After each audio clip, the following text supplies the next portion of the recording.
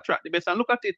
We have the Maritime Institute right out in at Palisados that is producing some of the best students in logistics. So, you know them going to have to go work in the United States. DHL, all of Amazon, all of these companies are recruiting them when them finish work. Wow. Ed boy, And we are well, anyway, my brother. we heard This is from something when me tell you, I am even more passionate about this than the politics because I know the impact that it can have. uh, I know the impact that it can have. Anyway, all the best, brother. respect Ed boy. 804-7072. We're taking your calls. That's 876-804-7072. You can call us straight or you can call us on WhatsApp. We're taking your calls as we're discussing global logistics this morning. 10% tariff on Jamaican goods going into the United States, while our government is hell-bent on removing GCT from imported raw foods and vegetable. What the hell can go? So, no, we have to be serious as a people, and start talking about growing the Jamaican economy. It is no longer about stabilizing the economy. The economy is not even stable, as they are trying to tell people that we have a stable economy that is in a recession, that is in stagnation. That can't be it. We have to do better than this, Jamaica. We have to get serious about where it is we want to go. Blessed is the man that walketh not in the counsel of the ungodly, nor standeth in the ways of sinners, nor sitteth in the seat of the scornful. But his delight is in the law of the Lord, and in his law do we meditate day and night. For we shall be like trees planted by the rivers of water, that bringeth forth our fruit in our season. Our leaves shall not wither, and whatsoever we do shall prosper. Welcome to the Colin Bell Show. Welcome to Caribbean Radio HD, as we come to you live from the studios of Portland Spice TV, right here inside of Portland, Jamaica, inside of the West Indies. Welcome, welcome, welcome, welcome to this Wednesday evening. Sister Pat, Sister Christine, Sister Sonia. Good evening, Auntie Lane. Yeah, man. Blessings, everybody. Welcome, welcome to Portland Spice TV. Welcome to Caribbean Radio HD.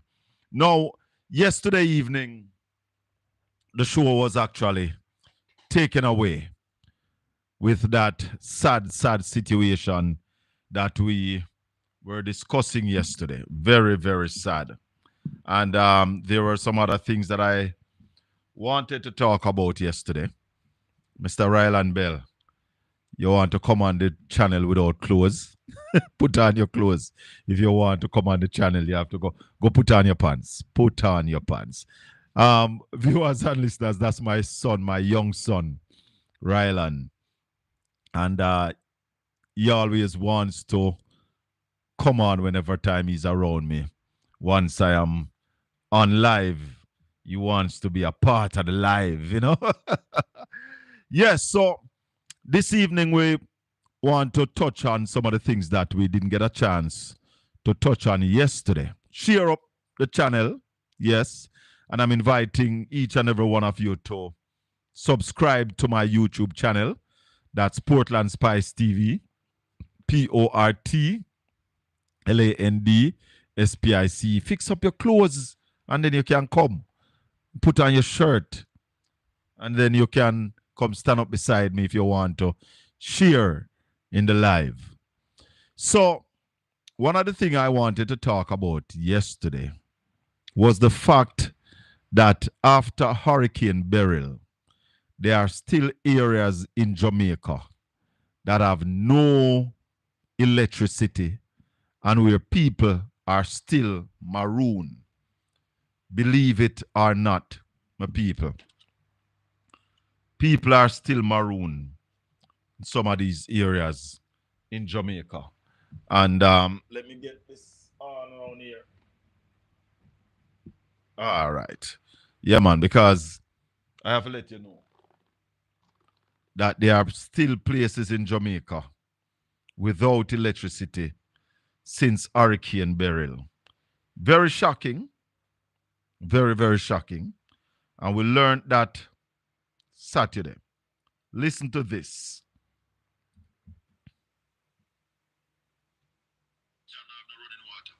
Hold on, hold on, hold on. Why are we not hearing?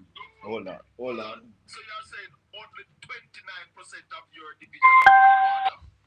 Thank you very much. Exactly what I'm saying. But some people believe. Let's start. You know, sir. So 21% of your division have no running water. No, I am saying 71% don't have potable water. Don't. Hold on. So you're saying only 29% of your division have running water? Thank you very much. That's exactly what I'm saying. But some people blame you right away. You have been the councillor for what, 13 years? What is happening? No, man. No. I have been the councillor for 18 years. 18 years? Yes, and I am proud to say that I am the councillor because all the records will reflect the representations that have been made on behalf of the people that I serve. For your all the records will reflect. For the 18 years that you have been in councillor, how many of those years the PNP has been in power? Just about one term, which is from 2012 to 2016. 16, right? So only 4 years. I'm very happy. Out of that term, I get out of the 21%. Yes. Out of that term, I get 11% being addressed in that period. So nothing else.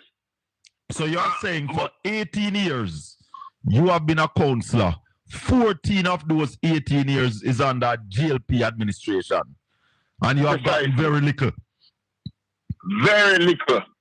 But the world knows, you know, sir. The world knows because it is common to say that when it is not your dance, your record don't play.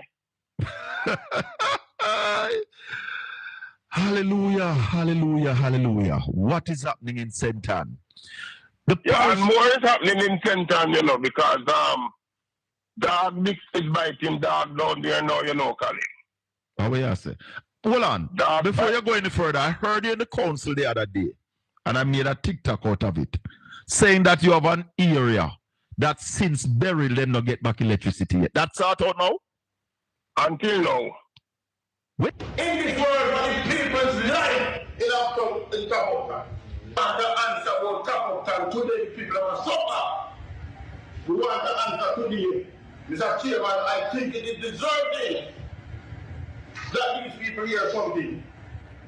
Not even current into the sections of the place, because the gate took go down in the office. Not even current. The wires are still down here and road cannot be reached. And this council sit idle by. Mr. Chairman, I need to hear something today about Tapukan. And the people of Tapukan want to hear that is great and a wicked after this uncaring government.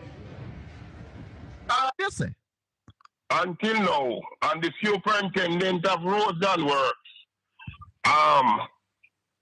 prepare an estimate for that road. Yes? Mm-hmm. Prepare an estimate for that road, Colin, for $47 million. And on Thursday, a recommendation came in from the Ministry of Local Government approving $2.5 million to address the $47 million problem. $47 million estimate was done by the superintendent of roads and works in the parish, in the municipal corporation. And the minister approved 2 point what? $5 million. To do what? I don't know, because that money, I asked the question on Thursday. When was that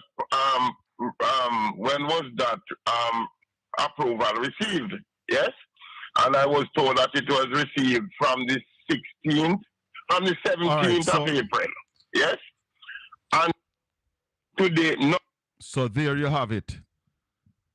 There are still areas in Jamaica without electricity since burial. Hold on, Rylan. I can get to speak. Yay. Yeah, but what you going to speak? Read the message. I'm seeing all of them. All right, so just read this one. Talk truth. Can I see it? No. This one. Oh, congratulations, young Belle, math champion. Yay, thank you. So how did you become the maths champion? I became math champion from saying all my timetables with the answers all correct at once, but I kind of got some mistakes by messing up the numbers. But you did the best. Yeah, I tried my best. Okay, and you're the maths champion, the math Yeah. champion. Yeah, I'm now math champion. And you got to do your best to remain the math champion, right? I got to. Okay. All right. What else are you good at? I'm also good at division. Okay. All right. It's quite easy for me to divide. So what do you want to be when you grow up? Y'all would think I want to be a mathematician, but no, I don't really want to be a mathematician. I like planes, so I'd want to be an airline owner. Have a seat. Yay. Have a seat. People here when want to be an airline owner.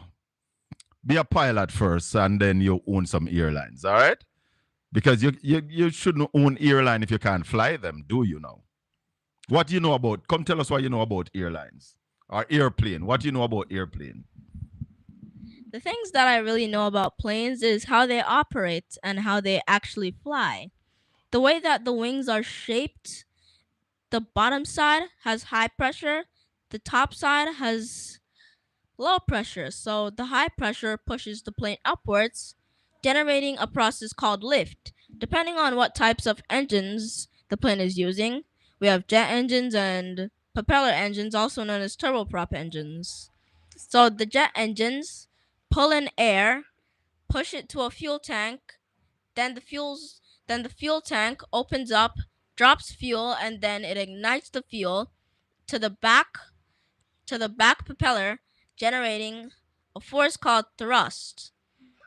And the flaps and the slats are supposed to help with taking off. Have a seat. Listeners and viewers, I don't know none of that. I have a vague idea a little about what he's talking about, but that's way out of my league. Way, way out of my league. That's why I like planes so much. That's why you like planes so much. Yeah, I know a lot about them. All right, viewers and listeners, he's just going to be sitting there and keeping quiet. He speaks a lot. I mean, of course, you know who his father is. And then his mother is a teacher. So I can't get away from him talking a lot. And as his parent, we don't shut him up. We allow him to speak and to express himself very well. Just a pity those over there at Caribbean Radio is not able to see him, but I guess you heard him. Him have a degree? No, him not have no degree yet. He's 9 years old. He'll be 10. This year. He'll be 10 years old this year. He's 9 years old. Don't have no degree. If I had a degree, that means I would have been very smart. Oh, Lord. All right. Just keep quiet now. Daddy's at work, okay? All right. So, listeners and viewers, with all that we've been hearing, that we have a very good economy in Jamaica. Brother Lee Croft, good evening. Good evening, Mr. Ho. All you've been hearing about the economy in Jamaica, the government have money. What is the reason? Let me take a call. Hello, good evening. Why recruit highly intelligent rude boy spending money on him? All right. Yeah? All right. We're not back down, man. We'll spend all of the money on him. We start. Yeah, man, he highly intelligent. You know him as well as you. May I tell him no more than me? Yeah, me here tonight. Because I'm an engineer and a serious star. And I see him, we like him, I say, go. They're not serious like him do it before, because going on. The ear propeller thing where they call truss, and the truss make the plane get light and lift it. Lord have mercy. Well, I am proud. I'm a proud father. I'm proud of him. He's very intelligent. Serious star. No, man, he's very intelligent. And he reads well, and he's getting his math properly now. So, yeah. But me believe that you can now make out a computer, big man. No, thing, let me tell you what I believe. And you might not agree with me, but I believe in reincarnation. Yeah? Could be too. I believe in reincarnation, and they are born in the computer age. Remember, we born before computer, while we are big man at that time, we start see computer. Them born come see it. You understand? And them man said before they reach 3 of that man. And that me no understand. No, exactly. The things where him can do on a tablet are the things where them do on tablet and all of this thing. It's just out of this world. Him have a game named Minecraft, and the things them where him doing a Minecraft is just really stunning. So I brought him to see the movie the other day because there's a movie out now named Minecraft, and I brought him to see Minecraft the other day, and he really enjoyed it. So them youngsters, yeah, and I like when we did young, them very technology driven. When I go tell you something, when me at 12-year-old, me no shame to say, me can read, clock, and watch. And when my daughter, them at 3 and 4-year-old, them I tell her the time without no buff chuckle. Yeah, man, brother. No, when I was his age, I could have picked words. I wasn't as fluent as he is. I could have did pick words and read and stop and spell and pronounce. Him just read now like how me read. So them youth are we advanced than we, man. Me not really understand it, but big man thing, because right now the little youth them use tablet and computer go school. Yeah, man. And right now some big people who have brains can't use it. Big man thing. Come on, this little man do anything he want on him tablet, man. Yeah, I mean I understand, and they don't get no teaching. How come? Yeah, then that's why I tell us them born in a computer age. But listen, it's hard to understand, because you have some youth who have the access to it, that's a problem, because you have some youth who are born and have it as kids. And yes. Some youth, when they reach 10, 11 and get it, and them have it long time road boy. Big man thing. That's true, man. But we have to just take care of them and protect them. And that's why I was so upset and sad yesterday with the discussion that we were having about that little girl yesterday, because I have 6 daughters. Me don't want to go in night, brethren, because Jamaica have done law. Yeah. I'm like that, for just hold him and dip in a tar, big man. Little more. Yes. All right. Yes. 804-7072, those are the numbers to call. Or, of course, there's also an overseas number. Where are my papers? That's 305-654-7944. Those are the numbers to call. There are still areas in Jamaica without electricity since Hurricane Beryl, and areas that are still maroon since Hurricane Beryl in St. Ann. We had an interview last Saturday morning with the councillor from the Beachertown division down there in St. Ann, Councillor Ian Bell. Yeah, man. You see something? What is it? Which one you see that you want to respond to? You want to read it for me? Read it. I'm in the total agreement. Do not discourage in the youth from being an airline owner. Have you ever heard of Richard Branson? He is not a pilot. All right, sir. So they are saying that I shouldn't discourage you from becoming an airline owner. But I want him to fly as well. I'm not discouraging him from becoming an airline owner. I also want him to fly so that when he's an airline owner and him can come pick up him daddy and say, come daddy, we are going on a private jet. Because I'm own all the airline them, so we have we own jumbo jet, big things. Well, I do want to also fly a plane. Cool. Well, not only do I want to own the airline, I also want to fly a plane. Go ahead. Because I've seen lots of people fly a plane, and it looks quite fun.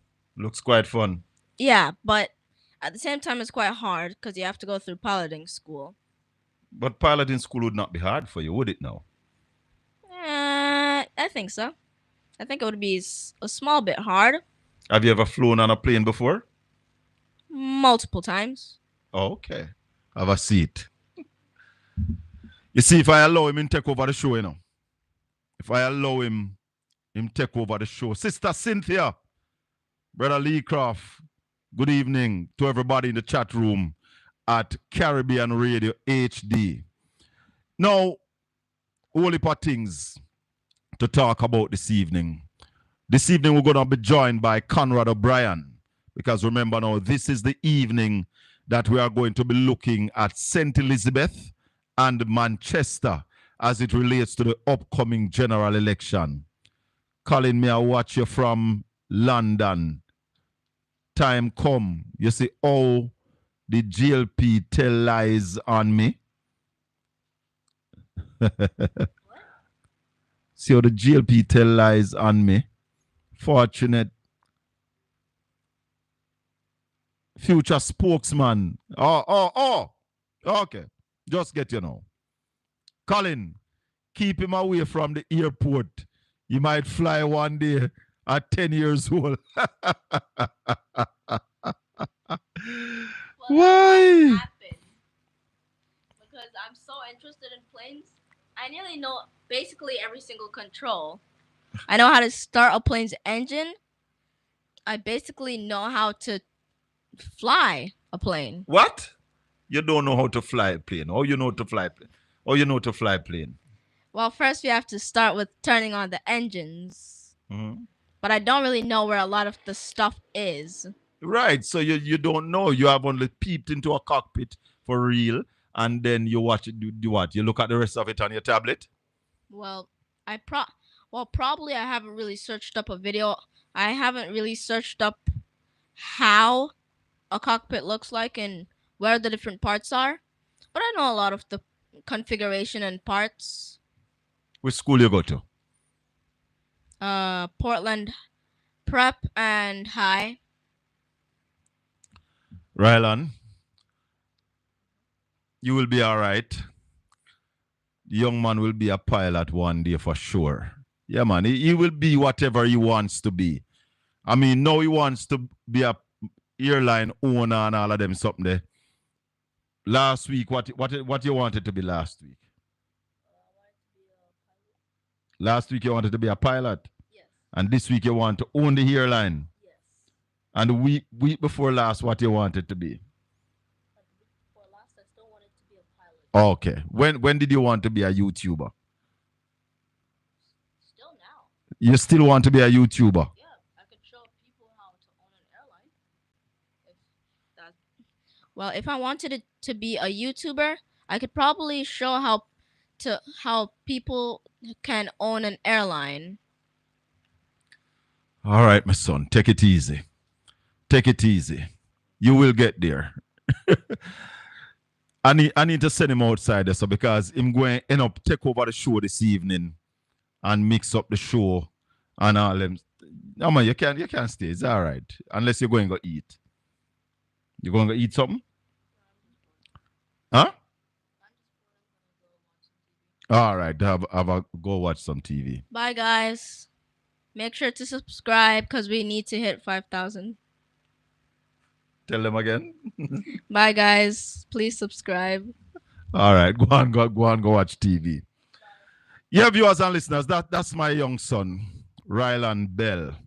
I don't normally put them in the public's domain like this, but he likes it, and he wants to be every time that I'm on, he wants to be on. I try to keep him away from it as much as possible, because I don't put my kids them in the public. There you go. I don't put my kids them in the public. I'll tell you that I have them, but I don't put them in the public like that, because based on what I do, I try to keep them away from the public, try to protect them, because let me tell you something. Go on, go do your thing, man. Let me tell you something. The discussion we had yesterday, why I took a break one at a time, is because I remember my daughters. 6 of them may have. And if a man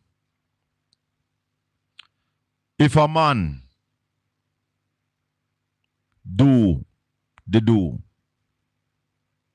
I will do the do. I tell you. So We keep them out of the public sphere. And I don't even try, I try not even to take him out within my local where I am popularly known. That people see me and him, because I don't want people to really know him like that. And his mother share the same view. We don't want him to be known that way. So we keep them out of the public sphere. So back to the show. Back to the show. We have serious issues in Jamaica. And I should have called Councillor Williams, because I hear that the Morant Bay Urban Center, they're going to be cutting ribbon tomorrow. Yeah. They're going to be cutting ribbon tomorrow down there in St. Thomas, opening the urban center. And it just brings me back to say to the powers that be that in Port Antonio, it is not the urban center that is at the top of our list. We want the East Harbour development to bring a true Colin, but Shrewsbury would turn up once more. Yeah, we surely want the East Harbour development that will bring new jobs, new money, new opportunities to Port Antonio. We did a video yesterday. On the railway, the old railway infrastructure. Look at it, which one is the cheese? You can bite it and find out. If you bite mine, no, nothing wrong. So just search for which one is your cheese. Look at the bag. I think it's marked on the bag. So if it's not on that one, you look at the other bag. Yeah, man. Look at the other bag. That's yours? All right, cool. All right. So we have to tell these people what it is that we want in Portland. One of the problems is that the member of parliament is not from Portland. She's not a Portlander. And most of the people around her lack vision, and they can't talk to them. That's one of the issues when you have leaders who people are afraid to speak to, are afraid to say, no, that is not what we need. We need X. So that's why I have to take it up on myself and say to them that the urban center, yeah, we will take the urban center, but not first. Because we gave the explanation on this program before. We have a new plaza in Port Antonio. West Harbour Plaza. The Bayshore Plaza, sorry. Bayshore. West Harbour is the one in the town. Bayshore Plaza is in Bournebrook. Big plaza. And the explanation was given on this platform that Bashko, and when we saw Bashko came, we said, yes, this was the beginning of some of those big commercial companies coming into Port Antonio. But the economy in Portland could not sustain Bashko. They had to pack up and leave. Bashko had to pack up and leave. And that is just to point out to people that we don't have that sort of economy in Portland to drive commerce. So we need to ensure that we get new business that can make money. And the cruise ship industry, which started in Port Antonio, has left Port Antonio from in the 80s when Edward Seaga borrowed 30 million US dollars, Bill Enchanted Gardening Orcharius, and basically sabotage Port Antonio. Yes, you heard me say it. In the 80s, in the 70s, early 80s, Port Antonio was getting 3 and 4 ships a week. Now you hear me say? Starward, Nardi Prince, Sons of Vikings. Just to name 3 when I remember right away. Used to come to Port Antonio every week. Port Antonio was the place for cruise shipping until Eddie Siaga borrowed $30 million US, built enchanted gardens in Ocho Rios, and took away cruise shipping from Port Antonio.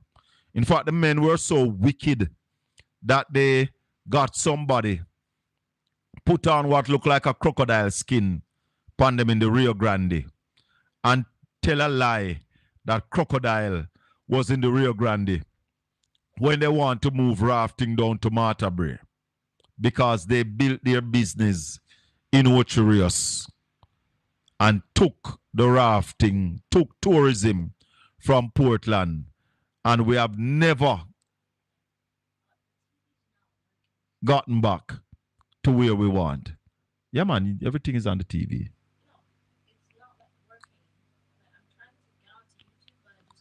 Let me show you the button that you press. This one, and then you scroll to YouTube. This one. Yeah.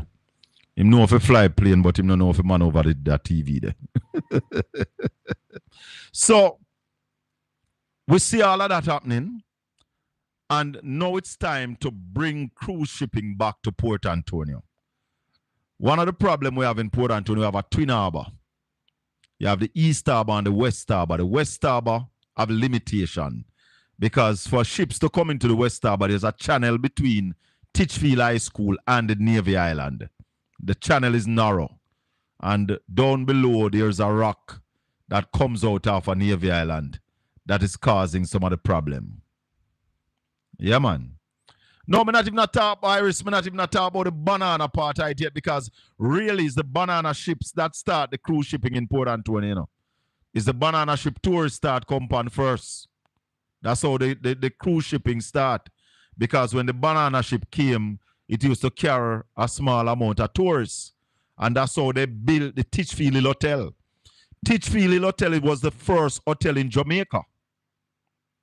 So it's really sad what happened to Port Antonio after we start all of this. We are now at the back. And that's why we say Port Antonio needs new leadership. Port Antonio needs leadership with vision. Port Antonio needs leaders who have the fortitude to go out there and get it done. Not these sit-down people who just sit down upon them laurels and really not going out there to get anything done for the parish or for the constituency. We need people who have that drive to go out there. I am from Portland. My dad from a little place called Moortown. Moortown, a big place. He used to work on Starward ship. Yeah. So we have to get back to that place. Now the East Harbor gives us all the opportunity we need. It just needs to be developed. And that's why I'm saying the $4 billion we're going to spend build urban center. Get the rest of money. Approach the cruise lines. Yeah? Approach the cruise line and ask them to match the funds to develop the East Harbor. Portland have the most natural attraction as any one parish in Jamaica. The most natural attraction. We have it in Portland. And therefore, we have to get to where we want to be as it relates to, no, don't trouble that. As it relates to getting cruise shipping back into Portland. So, don't tell me about building no urban center in Port Antonio. I want to touch back a little of that video. It not been done because the youth don't know what to do. Hold on there. They can make something clear. We have over 800 people listening to this live on YouTube and another 100 on TikTok. Councillor Ian Bell from the Central Municipal Corporation representing Beachertown Division is telling us that 10 months after burial, you have a community that electricity has not been restored to? Some sections of it. Which community is that? And it is called 4 Road Top Upton. But But the funny thing that happened, Colin, is not only electricity is not restored, persons are still maroon, can't move from where part they did park until now. What the hell? What the hell?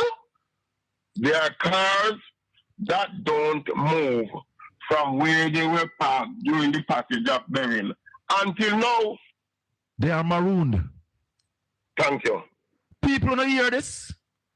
What And prosperity? I see the minister running up and down the open kitchen. He running up and down the open toilet. Who is your MP? Toilet. Who is your MP? Lisa Anna. Lisa Anna, so is a PNP MP, a PNP councillor. So dog name on supper. Yeah, but hold on, just a minute. Talk to me. We have to differentiate, Colin. Yes. This is a parochial road. And you are not going to burden the MP to find money to fix parochial road. Fair enough. When she don't have enough money to fix the central government roads. So right? the municipality have a responsibility. So the council don't have an emergency fund. I just approved the 2.5. I just now been approved out of the emergency fund. So, but how can 2.5 fix a $47 million problem? I don't know, sir. And that is why I'm trying to say to you, these people don't know their head different from their foot. How many people have been marooned? In that community, and let me tell you something, it is actually named after one of the upscale community in the division, because when you go down there, you don't see any shacks down there, down there, sir. Right? And you don't see no scholar down there. Remember, one of them did say them not living in no scholar. Right. Right. What just having that community is three-story and two-story houses line the community go right through, sir. So give me an idea about how many people live in the area that has been marooned. A pretty 200, 220. So hold on. You hear that? Over 200 people marooned since Hurricane Beryl. What can go so? How can we have that in a country where we are saying the economy is doing well, the dollar is stable, and we're talking about prosperity? Somebody say I used to come to Bonebrook Wharf with 3 truckload, 24 pallet per trip of banana. Bonebrook Wharf now, talk truth, if you ever see it rotten down. In fact, what is there now is a army base for the Coast Guard. That is what is at Bonebrook Wharf. And I can tell you on this platform this evening that we have businessmen who are ready to take over Bonebrook Wharf. I have a businessman who is ready to put Bonebrook Wharf back in operation. I have spoken to 2 investors who are ready to build the World Reggae Park on Navy Island. That's where we are. Let me repeat it. I have a businessman who is ready to take control of Bonebrook Wharf and put it back into operation. I have spoken to 2 investors who are ready to build the World Reggae Park on Navy Island. So, time come for a new direction. But then I play a thing when it comes to Portland, God has blessed me with a vision for this parish. And what we want to do is to see this parish start growing again. We want to see this parish get back to its heyday when it used to flourish. Yes, man. And poems used to be made about this parish. Right now, the economy in Portland is dead, flat, nothing happening. The few jobs are here if you are not a teacher, nurse, a police, or a fireman, or work with a government agency or the parish council. Other job not really there. And when you talk about brain drain, we have a massive brain drain.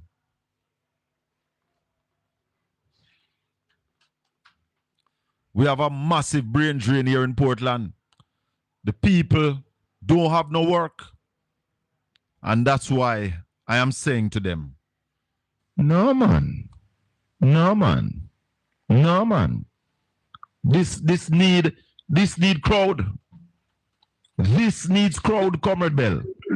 It need more than crowd. Well, I guess as soon as they call the election and we have a PNP administration, you will have to fix it. Then you will have no excuse. Thank you. Then you will have no excuse. But and Colin, talk to me. I have been coming on that attack on a daily basis because they are saying it is because of pure labor right live down there. Why me not do nothing to fix it? Hey, yeah. But I heard you in the council calling down the Almighty upon them. Thank you. I heard you in the council. That's when me see it. Me make a TikTok out of it. Thank you. It's on easy, comrade. So, what is happening? Why is it that there are places in Jamaica still without electricity because of Beryl? Why? Somebody megawatt. So how Portland became Varsland and he's not a Portlander. He nor she, they are not Portlanders, bro. They are not from Portland. And they don't live here either. No make them tell you no lie. They don't live in Portland. They are not from Portland. Yes, them have a house at Portland. Or maybe houses in Portland. But we have to tell them what we want and we have to make it known. One of the problems I have with my Portland people, we are too comfortable. We are too comfortable. Carol Hallin says Mrs. Vaz is from St. Elizabeth and Mr. Vaz is from Kingston. Yeah? But I am calling on Portlanders to wake up. Rise up out of your slumber and answer the call. We are too lazy as Portlanders. And even some of the people on my side, very lazy.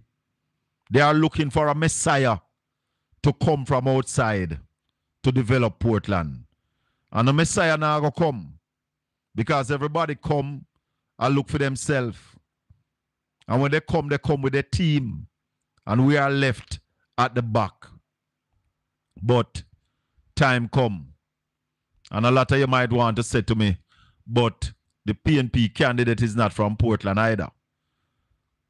But the PNP candidate will not be allowed, like how the MP carry our brother come run things. He will not be allowed to carry nobody come run things. He's going to be the MP and we are going to run things with him. Now carry nobody come put either we. That is the difference. And we are not larkies and yes men. So we will be telling him how we are going to deal with this thing here. Him are the leader, but it's going to be a team. It's not going to be his way or no way like how them people are run it. Because them not take no talk from nobody. Anytime you disagree with them, it's a falling out. It's a different thing. Different thing. And that's why we don't walk away. And we now mash up it. We are make certain we get the win. All of us, we are fully on board to ensure that Isaac Buchanan become the member of parliament. Yeah. And that's why I am here to say to you, because all people are calling me now. I say, Shaka, what go on for them vision the way you put forward? A vision can never die. And I'm a part of the team, a major part of the team. In fact, I will tell you I'm the constituency chairman. So I'm a major part of the team, will remain a major part of the team to ensure that those visions that we have articulated going come forward. The Port Antonio Hospital will be developed. Navy Island, the East Harbor, the farmers, the College of Agriculture, upgraded to a university. All those things are still on the table. And if you listen to Isaac Buchanan speak, him still talk about them. And that's why we say to the people of Portland, if we don't have the debates, we're not going to move. We must have the debate between Isaac Buchanan and Anne-Marie Vaz. We must have debate between Doreen Campbell and Darrell Vaz. We're not going to go out there like we're deaf and blind and we don't hear it. And if one decide that them not debate, then that one they not forget no vote. Yeah, man. Because time come. We can't have our children look at my youth now. We no hear him earlier.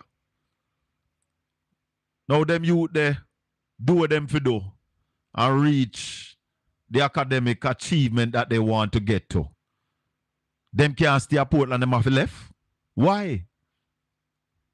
You know, one of the things will happen to the children from Portland, when they go to university, them can't come back, come living at their mother and their father house for a while till them get on them feet. Because there are no jobs here for them. Nothing here for them to do. Unless them parents have some money and them can come run them parents' business. Come. We have to know. What is? Put it back. No. No. Yeah, you can get some of that. Yeah, man. So we have to ensure that when our children get them academic achievement, there's something here in Portland, Brother Watto, for them to do. We want to take your calls before we go to Conrad. 876-804-7072. 305-654-7944. We're taking your calls. What you think about the debate? Anne-Marie Vaz will never debate Isaac. Colin, I am betting you $100.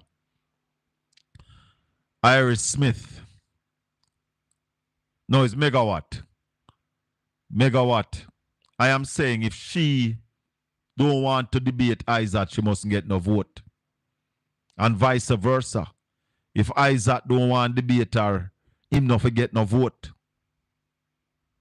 Because if you are going out there to represent us, to be our representative, you must be able to sit down before us, articulate a plan. And we must be able to question that plan.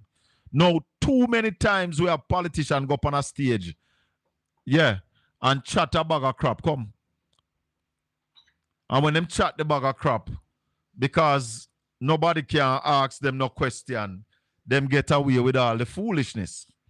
We want to ensure that when them talk, we can ask them how you're going to get that done, what timeline you're going to take to get that done, and if when them tell we no make sense, we can dig into it, Empress.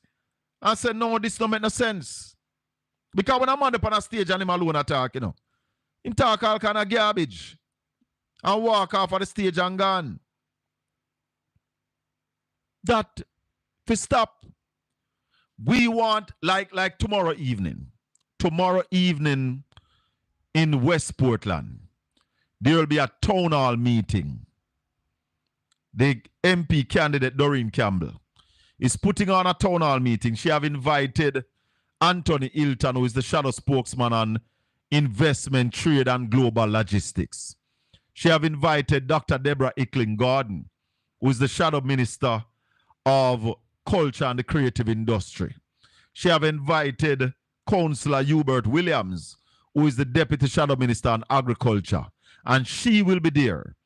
Now, nobody will be speaking for more than about 5-10 minutes. And what will happen is that they will be taking questions and suggestions from the audience. We want those kind of meetings here in East Portland. And we don't just want that. We want the debates. Because some of the time when you put on them town hall meeting there, them get partisan. And I have said to Doreen Campbell of West Portland, this must not be a partisan town hall meeting. It must be a town hall meeting where every citizen feels comfortable to come to the meeting and either make their suggestions or ask their questions. Because no one somebody no have all the answers or all the ideas to develop a community. The people in the community knows what they need. Talk about fertilizer. What about fertilizer? Call me. 876-804-7072. Call me straight or call me upon WhatsApp. Or if you're overseas, if you're in America, 305-654-7944 is also a number that you can call me upon. And we can talk. So that's why I am saying that these debates, these town hall meetings are vital. People must vote based on the information that they have. You don't have no information. You can't ask no question.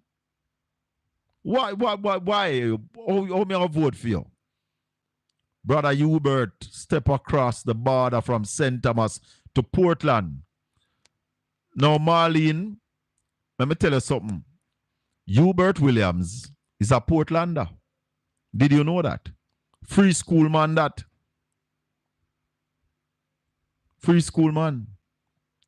So, we are saying to the people out there, demand from the people who want to represent you those debates and town hall meetings. I mean, when we got town hall meeting and ask question of the MP or the MP candidate, they're pushing it off. And that's why I want the one-on-one debate with the two MP, where a panel is set up to ask questions and you design it in a way where the candidates can ask each other one or two questions. You must have these local debates and they should start now. Because when the election is called, it is going to be a rush. And I'm going to tell you, say, you don't have no time. And therefore, we should start these now. The Auditor General sent out a report about some fertilizer untraced. I don't see that report there yet. I don't see it yet. So if you have it, you can send it to me so I can look at it and see what it is about it. My phone battery is dead. Auditor General report. Plug in the phone, man, and send me the report. Send it to 876-804-7072. Didn't hear about that report. I did not know that. Thank you, Mr. Bell. I am rooting for him in St. Thomas. Oh, yeah, man. He's a Portlander. Free school. Come from. A graduate of the College of Agriculture, Science and Education. And I think he got some other agriculture school. Yeah, man. Megawatt volt. She bright and read a message. Me now go read a message there. Because I will not refer to my member of parliament in any derogatory way. I hear some people vex and me call her Dancing Queen. Dancing Queen is a big song. And she loves to dance. So me calling her Dancing Queen is not in any disrespectful way. It's just based on the fact that she's always dancing. And she's a queen. So that's why me call her Dancing Queen. I didn't get a response from the MP. Oh, somebody. Claudette. Oh, you do? I see one of my people them up in the Rio Grande Valley. Millions of fertilizer go untraced. So let me see. Rather under fire for poor oversight of programs as MPs withhold info redistribution to farmers that come out today. Despite establishing standard procedure to distribute agriculture input, the Rural Agricultural Development Authority rather has been unable to verify that tens of millions of dollars worth of fertilizer allocated to members of parliament for onward distribution actually reach the intended farmers. Da da dee da da do. Tala. I wonder if you remember the truckload them of fertilizer where we did see in the local government election. Lloyd Mills said 54 million. It's $54 million worth of fertilizer unaccounted for. Tala. Hold on there. Make us see. Me read a paragraph there already. This was a key finding of a performance audit conducted by the Auditor General's Department, which evaluated rather efficiency and effectiveness in the administrating the production incentive program. The PIP was designed to enhance agricultural productivity, food security, income generation, foreign exchange earning, and rural development. According to the special audit between 2019 and 2023, over 11,000 bags of fertilizer valued approximately $54 million and produced under a deliberate under bilateral agreement with the Kingdom of Morocco were distributed through MPs. So rather I tell you about rather a long time, you know. I don't know what is Rada's purpose. But I know I heard Dayton Campbell say Rada needs to be repurposed. Because when I had my chicken farm, is one time Rada must give me what? How much chicken Rada did give me? 100 or 200 odd? I never have no cub. We could have hold 200 chicken. The smallest space I had hold 500 chicken. So when you give me 200 chicken, what am I going to do with that? Mr. Rattigan have been asking about the Moroccan fertilizer for a long time. Let me tell you something. I see some people are upset when we come on these programs and we talk about the level of corruption that is happening in Jamaica. The corruption is too much. And it is costing us a lot.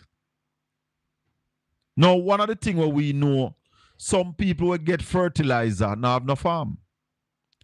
So them get the fertilizer and sell it. But we remember the truckload of fertilizer that was on show in the local government election. Yeah.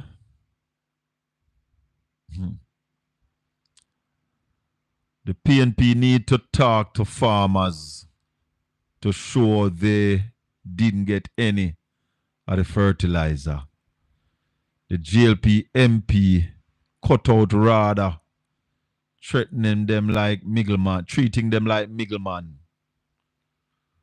I wonder if I can get Willie, if him know anything about this fertilizer. Thank you very much, Claudette, for sending me the article. I don't know if I can get Willie.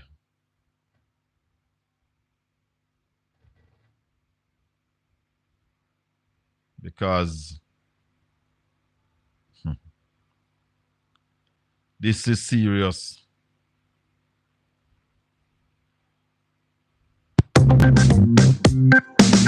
Hello, good evening. Oh, there, my boss. Go there. Where are you, man? There, I listen to you. There. Here, so the man and take with the fertilizer, them. What go on? Yeah, I think sick one. If you have any hearing on that. What that? Or the beauty queen, the farmer. Hold on. Willie? Hold on the caller. Willie, you know anything about the fertilizer, them, but then can't find $54 million worth of fertilizer? You hear about it? Find $54 million worth of fertilizer? You hear about it? Yeah, man. Yeah, well, I'm going to send you the article, Willie. There's the Auditor General do a performance audit pan RADA. It's in the Gleaner today. $54 million worth of fertilizer unaccounted for. It's the clip in a local. Right. Yeah, my caller. Go ahead, man. May I listen to you? It's the clip in a local government election that expose them. Yes, where the truckload of fertilizer was out there. Yeah. Come to reality now. Yes. Yes. Me tell you, know, that the longer this government wait to call the election is the worse it going to get, you know.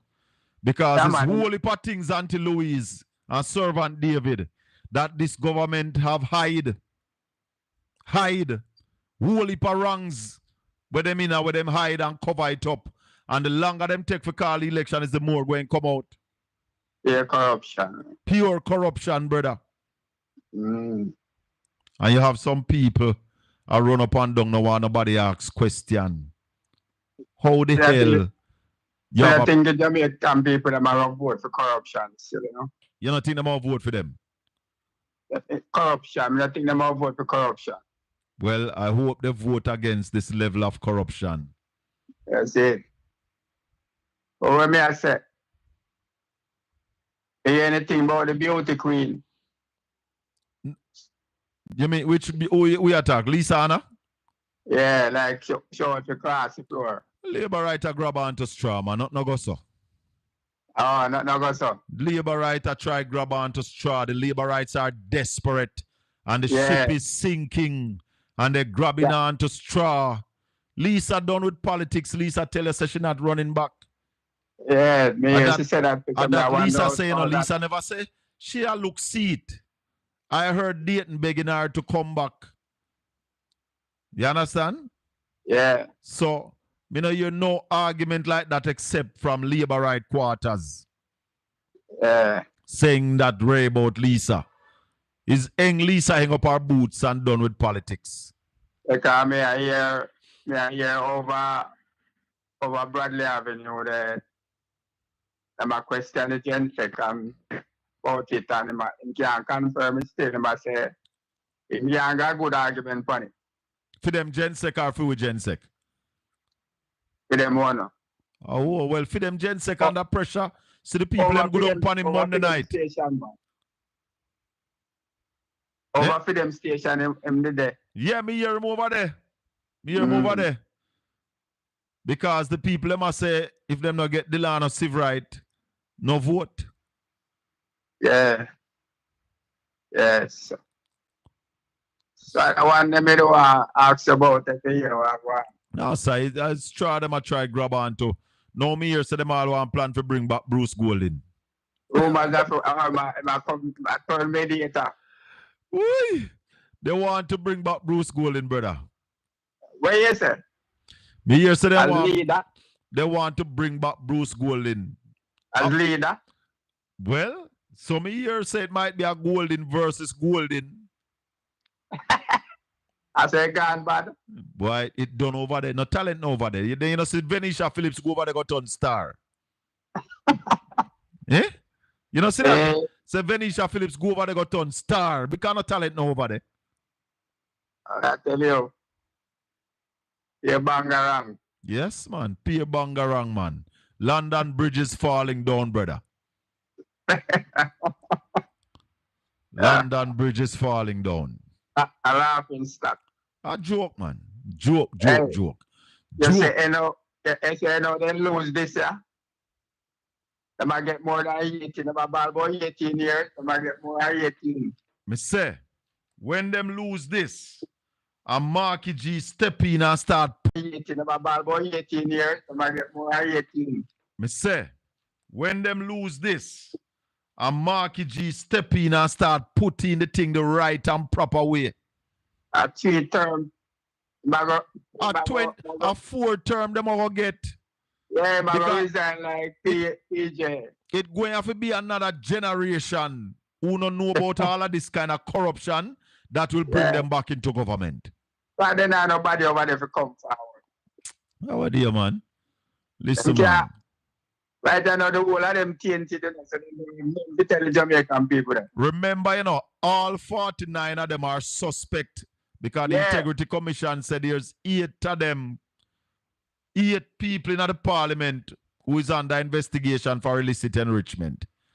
And all the PNP them come out and sign to it and say, we have no information that any of us is under investigation. And Andrew Wolness tell him cabinet said, don't say a word. Silent. Gag order. Right, no, none of them not credible. None of them, brother. None of them. None of them. All right, party. Thanks for the call. Respect. Pick up yourself. Yeah, man. 876-804-7072. We show man there. Because show man they tell me says a run off did I go on. Shower man they tell me say a run off did I go on for that seat there with Delano Civ right, you know. What happened to that run off the shower man? Me not hear nothing about that. Me that listen out for the run off. Douglas Stern starter. Head boy, what go? How are you? What go on up a Belmont Road Monday night? Well, Monday night it was weeping and wailing. And gnashing of teeth? And gnashing of teeth. And who not have no teeth, it has squeeze up them gum. Another man say, up Belmont Road Monday night, right? Mm. There is only one done. One done, brother. So tell them to light a candle, sing a sanky. So tell and me find them way back in the Senate. Tell me something, Ed boy. How Delano just suspending campaign, so? What is that? I can tell you, and I'll give you a joke. You ever hear about something about winning the battle but losing the war? Talk to me. Andrew Holness has won the battle. Prevailed. Yes. But my information is that it is Carl Samuda is going back. What? So he has not won the war. Carl Samuda cannot. Chris, I'll call you back. Carl Samuda can't run in this election. Who stop him? Is he incapable, physically incapable? No. Hold on, Ed boy. Let me see if I show a man this. Hold on there. Hello, good evening. Yeah, man, bless up. What go on? Where I say? But there, I'm just telling you, me go watch on YouTube, see now me have to call them, man. Me I listen Matthew Samuda them with the water in. Yeah. And the man them a paint a picture like when you paint out wrong. I hate your country. When I think I would love your country when you paint out wrong. No, and corruption. But Saturday morning we told you that Jamaica is heading to a dictatorship. When you have a government that wants to silence the media, that is where you're going to a dictatorship. You heard Dean Jackson Miller on Friday evening say that people are criticizing the RGR group for carrying the report from the Central Municipal Corporation that Duns River Falls, the water there, and the White River. And then they say, anytime you talk about them, I tell you, they have destroyed the country internationally. So we want to know our opposition go back in a power. If I know we highlight the wrong. But and the also, corruption and them sitting there. So we should just stay out the office and just let them continue. But also, we are now hearing that the Water Commission is saying that they are not going to release any more water sample finding. Who you? That is madness. And that's why we have to get rid of them people. They got to go. They got to go. They got to go. Got to go, brother. You know business with when everything you do. If you talk about the water, you destroy Jamaica reputation. You talk about crime, you destroy. So when Andrew used to come out and say all manner of things about the Porsche-led government, and he may not destroy now. No, neither destroyed. He was doing his work as a politician. I saw him did say him a politician, and when him talk as a politician, and he's the opposition, and him a doing work. That's where we need to come out now and start tell them that we are doing our work. We are highlighting the ills of an incompetent administration. Everything you come out and say, you have an next no. If you come out in a parliament and make one speech sitting, then fabricate one story. And start telling you, say, Peter Bunting didn't do this, and Mark Golding didn't do this. You know, he said nothing. Let me get back to you. Let me finish with Ed Boy and I'm going to talk back to you, yeah? All right. Yeah, man. Ed Boy, sorry about that. That is something I should talk about, Ed Boy, that I never remember to talk about. The Water Commission is saying that they are not going to be releasing any more water sample finding to the KSMC. Can you imagine that rubbish? No, but let me tell you, you all should not be surprised about what is happening at the Water Commission. Because what was happening there was at the Water Commission, the Prime Minister had his business friend, his friend in business, yeah? Yeah. Heading the Water Commission, yeah? And remember, he was unceremoniously sent home, yeah? That is the man with that build the house them. The man with that build the house. When my information tells me his wife and the Prime Minister's wife are very close. Tell her. So when he get catch, right? Because remember the wife was a developer in it. We need 10 his minutes wife. from you with this water thing. I want me here so now get no more water report. Yeah, man, if you can hold the line for me. Hold the line. Ed Boy. I have Jesse James Clark. I'm going to call you back. Let me call you back, Ed Boy. Get Jesse the floor, man. No, man. This is the water, man. This is the man who bring it to the country. Yeah, man. Let me talk to Jesse and call you right back, brother. No problem, brother. Yes, man. Because I can't believe this garbage that I am hearing. This is rubbish. Hello? Jesse. Yes, sorry. Good evening. Good evening. Welcome again to Portland Spice and Caribbean Radio HD. Jesse, we are on about 11 radio stations in the United States, all around the world with it. I am hearing on the news. Even to your listeners. Blessings. I am hearing on the news that the Water Commission is saying that they will not be giving any more water sample report to the KSMC. Something goes up?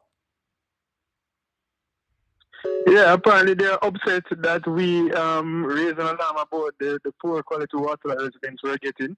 And, you know, it's disappointing that instead of trying to fix the problem, they have taken decision that they are going to not attend our committee meetings anymore, and they'll not be presenting any more results. And that is very dangerous, because when you don't have the NWC present, it don't give us the opportunity to question and to probe different water quality issues that we might be having, as well as the other agencies that take part in the public health meetings who have the opportunity to actually question the NWC or ask them any questions. So it's a very dangerous thing that NWC is doing, and you know, it's unfortunate that the minister is not instructing them to come and play the role in the public health committee for the city. So it's suspicious too as well. Why they would, instead of coming forward and say, well, we have fixed the problem and this is what our results are now, and leave it open for scrutiny, they are choosing to hide away from the committee, and I think that is going to arouse the suspicion of their customers and international partners all over the world. Jesse, me think you don't tell me say Comrade Bellano saw it come on. That's rumor Okay. out there. I thought you would have said to me that those are rumors. It's not true. No, it's the truth. It's the truth, and apparently they're getting the backing from the minister. So the government is basically agreeing with them not to share the results. What the Jesse? Mm-hmm. How many councillors are in the KSMC? Oh, there are 40 total. 40 councillors. Yes, chosen, 20 PNP, 20 JLP. Chosen by the people of Kingston and St. Andrew to represent them. And is there a law that says the Water Commission should... So what about the public sitting of the meeting? The Water Commission will still come? No, they're not coming to the end. They're not coming. The letter that they sent, they're not coming. Then they won't be there physically, and they're not sending any water quality results to the Public Health and Sanitation Committee. The Public Health and Sanitation Committee, just let your listeners understand. Yes. The Public Health and Sanitation Committee is a committee that is held every month, and it's made up of the key stakeholders that have an impact on the public health of the city. So, for example, National Solid Waste Management is there. To deal with the garbage collection and so on, because it's a critical part of public health. The chief public health inspector is there. For the parish, the health department. So the health for Kingston and St. Andrew Health Department is there as well. Veterinary services. So all the different stakeholders that you can think of that will have something to do with public health, they're present at that committee meeting, and that is where each of them give their reports, and they also we have a discussion. So if there are issues or potential issues, you get a chance to prevent them or to come up with strategies to prevent them or how to manage current issues that you are having. So when the NWC is deciding that it won't produce the results, it's disappointing because you have all the other expertise there too as well, myself included as the chairman, because I'm a scientist too. Right. And you also have doctors on that committee, both the veterinary doctors and your regular medical doctors.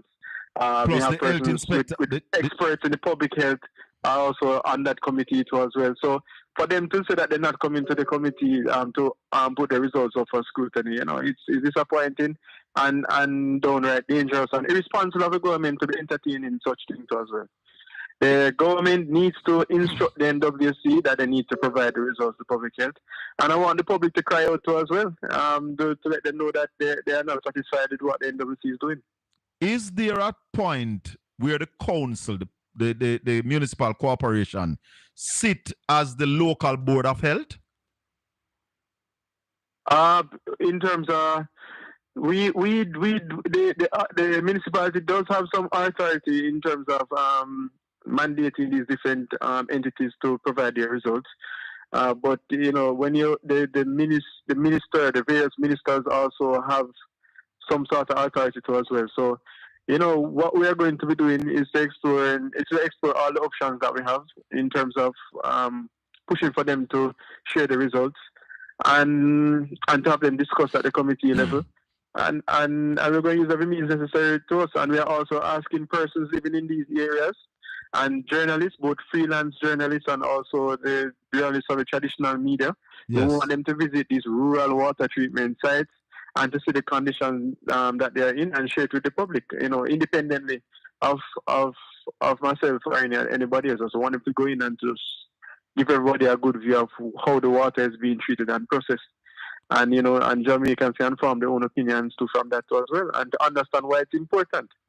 It's an environmental issue too as well. So we want our environmental partners to force the NWC to be open and transparent. They can't just get up and say that they're not sharing the results, whether it's because of political interference or because they feel embarrassed. They don't have that option of doing that. Hell no, they don't. They don't. It's a public health matter, and they need to be transparent, especially know that they want to rebuild confidence of the customers. They can't just up and say, well, we're not going to share the results. And I think Mr. Fagan, the head of the operations, he needs to withdraw that letter, as well as the president for NWC needs to instruct him to withdraw that letter. And they need to provide somebody to the Public Health and Sanitation Committee meeting next week. But I am now worried, Jesse, and I believe now that the municipal corporation need to start do their own testing of these water. Because if they are willing to say, yo, me now come back on a meeting and me now give you no more water result. Yeah, we're willing to explore every and all options that we have. This is So crazy. we're going to meet and see the best way of approaching the problem going forward, and we're going to continue to push and advocate for results. One of the things that I want to make clear is that in the letter that they sent, they said that we misinterpreted the results. I just want to make that very clear to everybody that they already admitted that they were having challenges in some of these areas and that the water was contaminated. Yes. So the NWC already admitted that. So it can't be that we were misinterpreting anything. The Ministry of Health, even though they were late, eventually admitted that the water had E. coli in it, which is a fecal contam. They said several samples on NWC tested positive for E. coli, and that is an indication of fecal contamination. Hold on, but when so we just want to get that clear. Jesse, when you came out first, it wasn't E. coli that you were talking about. You were talking about coliform. We're talking about coliforms, and we also said that the fact that the coliform level was so high, it means that fecal coliforms are also present. So we did say that too as well, but they admitted it later on, because remember both entities came out and said that I was lying at first. Yes. And I had persons even calling for my resignation. Yes. But they had to admit it later on that I was correct. It had fecal contamination in it, which is what E. coli is an indication of. So we are just saying to them that if you want to inspire confidence and you want to get Jamaicans feeling safe in terms of consuming NWC product, the government needs to show some leadership in this matter and not condone what NWC, the petty behavior of NWC. You see, I tell so people, this directive is coming from the government is basically the one who is trying to suppress the information, as you see that they have done before with several other entities.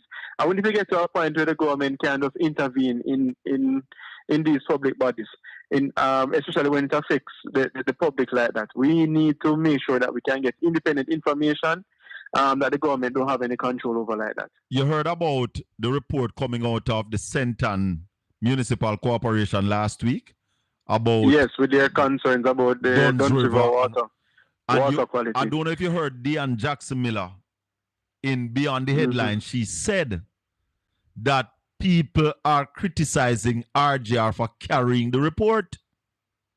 No, this now is confirming that we are heading into a dictatorship.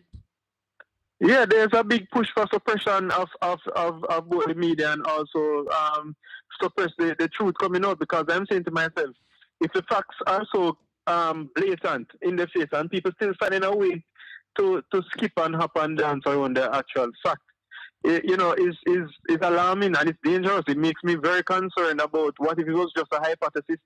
Because if you have the facts in front and you're still saying that, you still find a way to say the facts aren't true. Yeah, it is scary for me. I'm trying to say that the media must not carry the report. Yes, it is dangerous. They are setting a very dangerous precedent. This is extremely dangerous. To understand that they mustn't be afraid. They must stand up and do their job and do it to the best of their ability. My God. Jesse, no, but we're in dangerous times. I hope people realize how dangerous these things are and how much it can affect their own lives too as well. Of course, because if the government wants to cover up poor water quality, how you want to cover that up? I mean, these things were put in place where the report must come to the council just for that. But what happened to them now is not pure Dunsa councillor anymore. There was a time when most councillors used to be Duns. Now you have people in the council who are doctors, who are scientists. That's why you could have picked it up. The days of analog politician is over. We are in a digital age now. Whole heap of bright people in the council. So they will look at these reports and understand what they mean. And that is why you guys are there. How the hell? Oh, this must be. Yeah, we're going to continue to do everything that we need to do and things. So what is the way forward, Jesse? I'm actually waiting on the committee meeting that we have next week Tuesday to see if they're really not going to turn up. And Yes. then by that time, we'd have come with a strategy just in case. So we're going to continue to advocate for them to do the right thing. And we want Jamaica to force them to do the right thing, and everybody in the different parishes to pay attention to the water quality Yes. results that they are coming in. And you can see that they have been keeping an eye out for them at the council meetings all over the island, because you see that one coming up in Saint Anne. So we want them to keep an eye out and want them to hold them accountable. Vigilance. Both the Ministry of Health and also the National Water Commission. Blessings, my brother. Thank you very much. Yes, man. Anytime at all. Good work. We will talk. Yes, man. All right, cool. Mm-hmm. It cannot be. It cannot be. It cannot be. What the hell? Is this Jamaica? Look, I get back to head boy. This cannot be. Chris. Chris? Hello? Talk to Can me. you hear me? Yes, man. Can you hear me? Hello? Yes. Can you hear me? Yeah, man, I hear you, Chris. Yeah, I would like to speak about the water quality, you know. Are you aware of asbestos? Asbestos, yes, I am aware of asbestos. We used to have some asbestos pipes around the place. I think we have removed all of them now, to my knowledge. No, they're not removed. There are some in Duncan, Shulani. It comes from Clarkson, and it's up like Duncan's, K Park, Crawl, Logwalk, and those pipes are still in it. So you're saying in Duncan's you still have asbestos pipe? Yes, mate. Duncan Shulani is coming from Clarkstown. Dangerous. That is dangerous, brother. Hold on. Hold on for me, Chris. Hold on. Hello, good evening. Good evening, Colin. Marsh Wagwan. Me there. Wagwan at Jamaica. Don't look ahead, boy. Don't look ahead, boy. Yet. I'll do the JLP not set no good example we can follow, but we want to go down for them road this evening. Because them claim to Mark Golden not born in Jamaica, and them I tell we they lying. Now we know Mark Golden born in Jamaica, and the Constitution give him a right, if he even did born in England, right? Now the Constitution also give Matthew Samuda the right to be here because he born in the Commonwealth. But since the JLP no one accept that rule there, Matthew Samuda are the minister responsible for water. And him, the team ministry no want we to hide the thing them, the nastiness in our water. If Matthew Samuda come here for uphold with them thing that we can deport him and then go back and yard England, you know. Talk to me. Ban over there. Talk to me. We don't want nobody from England come back and give you no dirty water and poison way. Hell no. We want to play for them game, you know. No, this is dangerous doing a mash. This is dangerous. This is dangerous. Very, very dangerous. Dictatorship, the man them are showing, brother. Yes, man. Them, anything them don't want you to know, you know to know. They are willing to hide the truth. Yes, man. We can't do that. We can't live like this. I walk up and down at the time. Hold on a little bit. Them grown like them a plow land for farm. And all of them in a farm, them a farm full with people. I play with people. And you mentioned a while ago that bright people in our country nowadays. We can't sure about the JLP side. Because them have mayor who don't know if you count. They are mayor center match you can't read. Them are some country we don't say. Me know the PNP, them are bright people. Yes, man. Bright people we have over here. That's why they can't take with tongue anymore, damn fool. Away with them, man. Time come so we stop this damn garbage. Matthew Samuda, go home. If you want I want to hear Bradley Avenue on this. If Bradley Avenue agree with this. They will never bark. Well, as you mentioned that, they say nothing about the place where about the water bill, the place of Pishan Street. Yes. Them talk anything about it. They don't want nobody to know. $100 million, what's the place they outside? That man Mackenzie constituency. And a film council around it too. I have this massive water bill. And now then come a country about $100 million and I do like it did from when the next time. So it was since the new mayor come in and now. And them lie to them corner and no man, enough is enough, you know. Yes, enough man. Is enough. It too much enough now. Is enough. It too much now. It too much, man. Time come. Me gone here, sir. Head boy, you deal with them thing because you're the man when know the thing. All right, may I have Chris on the line. Chris, tell me about asbestos. Yeah, Chris, you say asbestos still the Duncan Strulani? Yes, mate. Wow. It went from Clarkstown down to Duncan's. Clarkstown to Duncan's, you still have asbestos. Have you reported Yeah, that? the Clarkstown pump is one that supply that line there, and they take out everything, mate. They are still asbestos pipe still there, you know, and it's you know, and that need to be dealt with. It's very dangerous. Yeah, man, asbestos very dangerous. What they were saying to us one at the time is that it is not as dangerous in the water supply, like if you breathe, if you inhale it, but it is also dangerous in the water. Water can cut into pipe. Water can cut into pipe. Quick, pipe. Yes. So it no good. And once salt in the pipe, you're going to start drink that, don't it? Because asbestos is basically like concrete, don't it? And water can cut into it. Yeah. Asbestos is dangerous. I know we had some here in Portland and those were removed. Dangerous stuff, that mate. Anyway, I just make you aware of it, you know what I mean? So people can Yes. All right, brother. Respect. Let me find back Ed Boy, because this kind of dictatorship can't continue. When we don't talk to Ed Boy, we're going to OB to talk about the seats in the upcoming election. You see, when the labor rights trolls them come on in the chat room, we don't know so pay them no mind. When them talk to themselves, nobody enough to respond to them. Ed Boy. They need to give them the response that Lambert gave in the Senate on Friday. Yeah? Which one? Lambert, in response to Idiot Amin, him said to the Senate President, Mr. President, is somebody speaking? Yeah.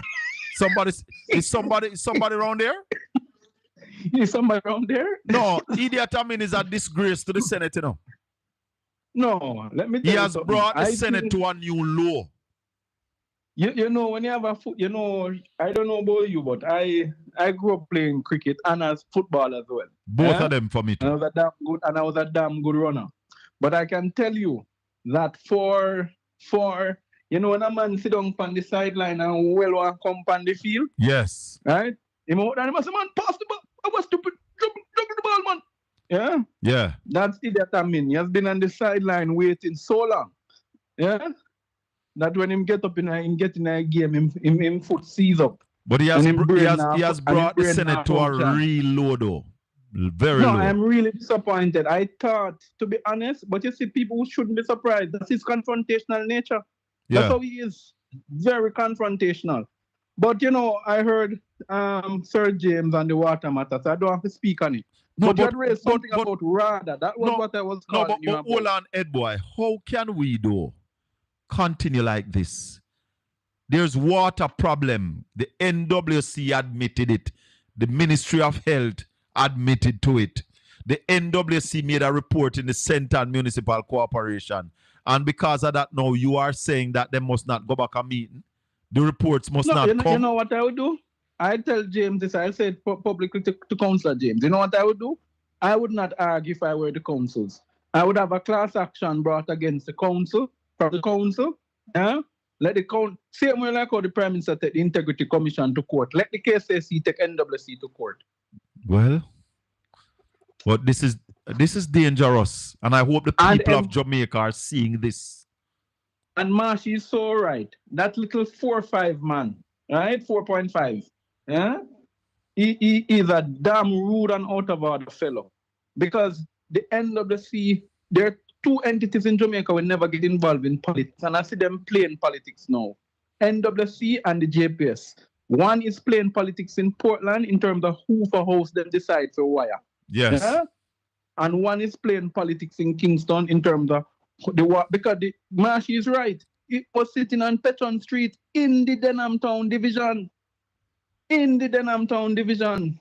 And I hear Mia Swaby said that money was owed before the PNP got control of the council. So we need to ask, what was Feder doing there? Was he just busy feathering his nest? Yeah. Tala. Well, we know he was federal in some other things, but not necessarily the nest. Let's Yeah? go to The RADA matter. Yes. Because this one is dear to my heart, Colin. You know me love agriculture. Yes, Yeah? me too. No, when I heard the matter, I said, let me call my good friend, right? A former parish manager of about 3 parishes in Jamaica, including in the east. Yeah? Yeah. And he said to me, what has been happening at RADA, right? First of all, RADA since Desi Hutchinson since they put a guy, a worthless fellow named Peter Thompson, yeah? Worthless, no nothing about agriculture, but he was made the head of RADA, yeah? Political, as green as you can get, yeah? Mm-hmm. What has been happening in certain parishes is that RADA officers have been promoted, not because they are qualified, but because they sing vote for the JLP. Yeah? Okay. We have never seen this happening in agriculture. Because let me tell you something. All NDS people know, most of the Jamaica School agriculture people before it became case were actually strong comrades, came from strong comrade background. Yeah? Mm-hmm. So a lot of the persons who used to operate in agriculture were comrades, but you never hear them put that onto the farmer. Yeah? Right. They do the work, they come, they check your ground, they want to see you grow. Yeah? What is happening now is that you have rural extension officers or RAD extension officers that are actually speaking with an MP before them consult the farmer, speaking with the council before them consult the farmer. So it's all politics, it's not farming. It's not farming. The last time RADA was properly run, was on when our goodly friend Mr. Fulton was the chairman, Yes. Yeah? That is the last time, and that when that was 2012 to 2015. Yeah? Lord have mercy. They did a comprehensive study of RADA. I have access to the report which says you need more extension officers in RADA to deal with it, because nowhere in the world one extension officer have up to 1,000, 2,000 farmers under the responsibility. Rubbish. It's crazy. Rubbish. It's rubbish. Can't be competitive. You can't achieve anything. But with the fertilizer, if we saw that video with Dayton Campbell in 2024, where they showed the fertilizer was being delivered to the then council for the White House division at her yard. Yes. Hello? At her business place. 55, they said 11,000 or 1,100 bags of fertilizer. 11,000. 11,000. $54 million worth. The first culprit I will call to the front of the line is Minister Floyd Green and Minister in Southeast St. Elizabeth, Witter, right? And let me tell you why they are the first ones to be called. Ultimately, when it comes on to responsibilities for RADA, is the Ministry of Agriculture. Yes. Because they have changed the arrangement. RADA never used to deal with politicians and brethren. You got your MP give one farm, he send it over RADA, and he said, look at this man come for look 5 bags of fertilizer, give him 5 bags of fertilizer. What has been happening now? MPs are distributing RADA supplies through their offices. Yeah, man, you see the fertilizer going at the van, in the green van. Yeah, but it's not supposed to happen, Colin. And I think this is why we are seeing the low productivity level in agriculture. They have no interest in agriculture. There is no interest in agriculture. No, the interest. Why will there be interest when at least 5 sitting member of parliament are the largest importers in the country? Tala. Huh? Ed boy. Why would there be interest when one man alone control all of the importation of onions in Jamaica, including a farmer member of parliament in Centre? Huh? Boy, it's that one have thing a business that have nothing to do with agriculture, but him getting import onion license. Him not plant onions, but him get the license to import. It don't look good. No, and these are the things. But you know what I'm going to say? It is a shame that the great people of Morocco, right? Yes. That they have come and given us. Because, by the way, it's not easy. A lot of those fertilizers were donated across other countries, including the Eastern Caribbean. And they were distributed to the farmers. But it's missing in Jamaica. I think they must change the program from PIP to TIP. Because it seemed like somebody was looking at TIP. We have had Conrad O'Brien to the call, Ed Boy. Obi, good evening. Brother Conrad. Hey, hi, good evening. How are you doing? Head boy, walk on, man. Hi, Blessings, Colin. my brother. Blessings, Obi. man. Respect, bro. No, Hi to your listeners and your viewers, Colin. I wanted to talk about something first before I go to the election, but The parishes. I'm going to go to the constituency first because Caribbean Radio, I don't want them miss this on Caribbean Radio. We have 20 minutes leave on Caribbean Radio. So let's do, Ed Boy, we're looking at St. Elizabeth and Manchester, how the seats will play out in the upcoming election. We have looked at St. Thomas, Portland, St. Mary, right. St. Anne, Trelawney, St. James, Hanover, and Westmoreland already. We have looked at 8 parishes. And from the 8 parishes, based on Conrad's take, 17 for the PNP, 8 for the GLP. This evening, we want to look at St. Elizabeth and Manchester. Tell her. How many seats are in Manchester, Obi? 4. And how many in St. Elizabeth? Equally the same. 4. So we're looking at 8 seats this evening. Let's start with St. Elizabeth. Obi, you go first. All right.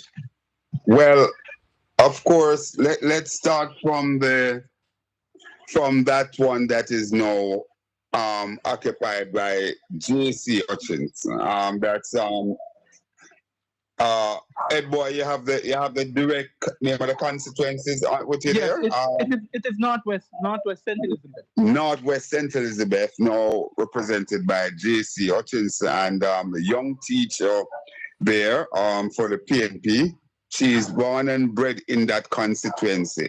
However, it's a very strong constituency, and one would remember that the last time the PNP had it was somewhere there in the 90s by attorney at law, the late Mel Brown. Yeah. You know, he won it back then, and since then it has been pretty much safe JLP territory. You know, and many a times it said that J.C. Hutchinson was written off, but he survived, you know, even when they have mega demonstration and so on.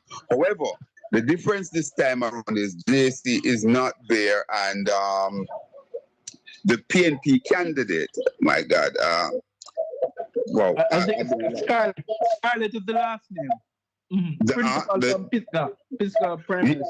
Yes. Exactly. She's a known quantity there. I gather she was born, bred, and still live in the constituency. So while I will still give the JP a leg up on that for them to hold on to that one, I believe she will have to give a good account of herself. So you're giving the GLP Northwest St. Elizabeth. Yes. Ed Boy, what say you? It's gonna be an interesting battle, and I'll tell you why. In that St. Elizabeth seat. Her name is Forrester, Boy?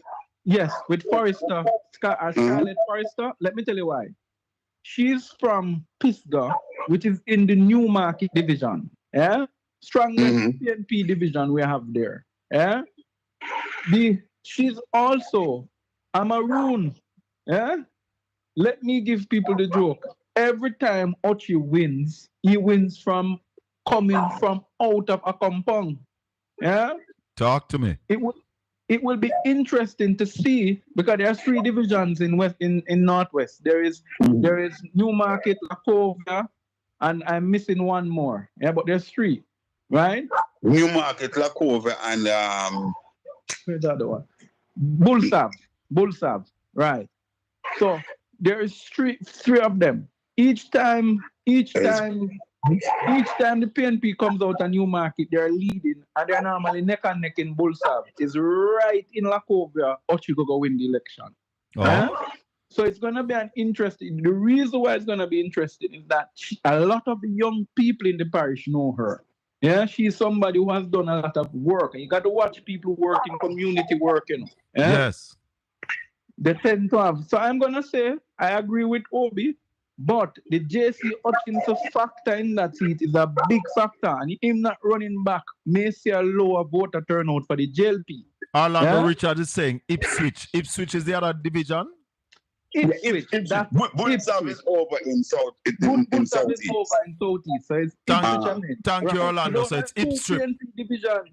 Two PNP divisions, you know, is So- black over the JLP stronghold. How Yeah? did we come out in the parish council election in that constituency?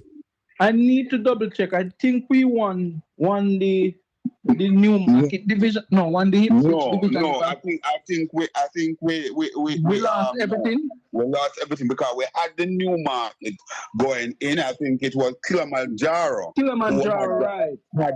had that division, and we lost it. We lost it. But as you say, Colin, and I know we have 20 minutes, so we're kind of going through Right. to do it. But the truth is that, you know, I concur with Ed Boy as well. The notoriety of Forrest, the inside there, and of course, you know, that teacher normally have a lot of student and parents communication and so on. However, I'm still leaning it to giving it to the JLP. However, Colin, as you know, we always talk about the swing factor. Right. And right now, there's a swing factor going with the PNP. So make up your mind, though. We're giving that one to the GLP. Ed Boy, what you I'm say? giving it to the JLP. I'm giving it to the JLP. I'm with him. I'm agreeing with Conrad. I'm Let's giving that go All right. give it to the JLP and go to our next one. So let's Stay in the north. Stay in the north. Because we're in the north already. Yes. Northeast. St. Northeast. Elizabeth. Going back right. Northeast Central. Going We back don't have to deliberate that. That's all over and done. Zalika Jess is home and dry. As a matter of fact, I'll tell you this, that in the last local government election, out of the entire region 5, Jess had the biggest win there. She had 3 out of 4, and and had it been a general election, she would have come on by about 1,900 votes. Whoa. Yes. So you're saying that that is Jess is going to be walking up Duke Street. Let's move on to another one. Absolutely, without a doubt. Don't waste any time there. The other one is Miranda. Yes, southwest. No, Southwest there. And that's Floyd Green. Yes. That's Floyd Green. Talk to me now. That's Floyd Green. Colin, I am going to be blunt, and I'm calling that one for Miranda. Oh. It's and one of the reasons that basically underpin my calling this for Miranda, based on the history. We talk about weather vane, and those 2 seats down there work together. That's over southeast and southwest. They work together. And if we really believe what we have been talking about and the history, you know, it's the whole true. With a PNP victory, then certainly those 2 constituencies are going to come home like pea in a pod, because that's the tradition. They move as weather vanes. And based on recent survey, the PNP seems to be marginally ahead in that one as well. Andre Miller in the chat room is saying Miranda going beating Mr. Green. Ed Boy, what say you? Man, I'll tell you why I agree with Colin, with Obi, I mean. Miranda reminds me so much of young Hugo Buchanan. Yeah? Now, also understand that Miranda was partially raised by Danny Buchanan. A lot of people don't know that, but I'll tell them. Yeah? Yeah. She was Donald Buchanan's youngest constituency secretary. Yeah? Yes. Ever.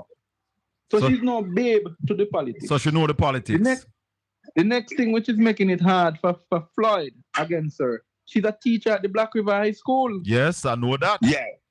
When Hugo Buchanan defeated Christopherton in 2011, it was because Hugo Buchanan was also a teacher at the Black River High School. Oh? Hello? History. Yes, he was. History. So, let me help you. That seat, like Obi, I want to agree with him. Whatever happens in Southwest will happen in Southeast. So, remember too, that Southwest has never been won by a party who has never whole government. Hello? So you are saying Miranda is coming home, going up Duke Street? It has never seen an opposition candidate holding it. Never, Let's go to Scott and slowly. Well, no, I mean Scott and Slowly Witter. is among Jets. Slowly is Yeah. Jets. Slowly is Jess, right? Who's Scott running yes. against? Witter. Witter. Franklin Witter. Yes. Mhm. Talk to me. Well, as I said in my opening for this, I literally called the two of them together because they work like pea and pod.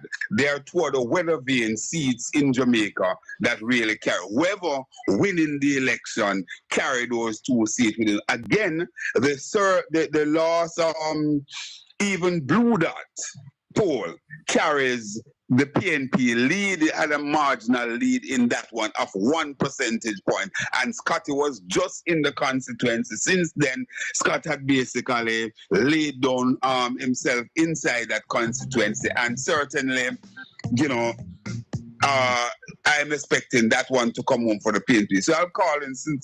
Elizabeth 3-1 in favor of the People's National So you're Party. saying St. Elizabeth is 3-1 in favor of the PNP. School Ed boy, you agree with that? Yeah, I agree with it. I just believe in Southeast there needs to be more motivation and more work on the ground. Showerman, just hold on, Showerman. Give me some time and call me back, Showerman. I want to talk to you, but call me back little from this, Showerman. Let's finish this. So we finished with St. Elizabeth 3-1. Yeah, but let the boy finish his start and the second seat that Scott is there. So I'll urge the candidate in that seat and also persons working with him to press the ground. I feel the pulse of Southwest, but I'm not feeling the pulse of Southeast. Let me enlighten you on something there, Ed boy. Southeast with the mayor of Spanish Town, Norman Scott. What happened is that Scotty was off to a slow start. A slow start. He was in there late. But what happened since then, and I can understand your concern a couple of months ago. Since then, Scotty had basically built out a very formidable team. Doggy, the counselor for the Myers. Yes, he's there. And, you know, the team really gelled together. And what happened, there is an additional bit of history inside there. Scotty's older brother, right? Scotty's older brother was a businessman in there of note. And what happened, Scotty is also benefit from some of that goodwill because I gather that he was a very, very, altruistic person there. Okay. Right. So let's come up to Manchester. We're running out of time. Let's come up to Manchester. 4 seats in Manchester. Let's start with Michael Phillips, who is already a member of parliament. Will Michael hold his seat? Win. Hold on. Showerman. Wait, man. Showerman. Wait, man. Wait. Colin, yeah, that is where I'm from. I'm from a place named Greenville, a PNP Boston, a little community called Confidence Avenue. And I can tell you, and that is why I said that the Labour Party analysis is so flawed. Because when I hear JLP said that Michael is under pressure, Michael is going to lose the young, I said then it goes to show that these guys don't even understand what's happening. Michael margin going to be back up like back in the days when Dean Pierre was basically champion and basically trotting home. Which is typically between 1,300 and 1,500 margin. Yeah. Orlando Richards, Ed Boy is saying that Orlando Richards is said that he agrees with you that Scotty need more work. Yeah. Just going back there a little bit. Let's not stay there. Let's come back to Manchester. Yeah. So you're saying Michael Phillips is going to continue as the member of parliament. Yeah, let's go to Central Manchester. I want to leave Central for last. I'm going to leave Central for last. All right, go. Take me where you want to go. Let's go to South Manchester. South Manchester. No, stay. Since we're in Northwest, let's stay with Northeast. Let's go with Northeast. Northeast Manchester, Colin. If you're looking at Northeast Manchester based on tradition as a cursory glance, people would tend to call it for the JLP. However, what happened, the dynamic has changed. Who are the people in that one? Valwyn, the JLP has still not named a candidate. So well, I hear Bradley Avenue is saying that Val is too strong to beat.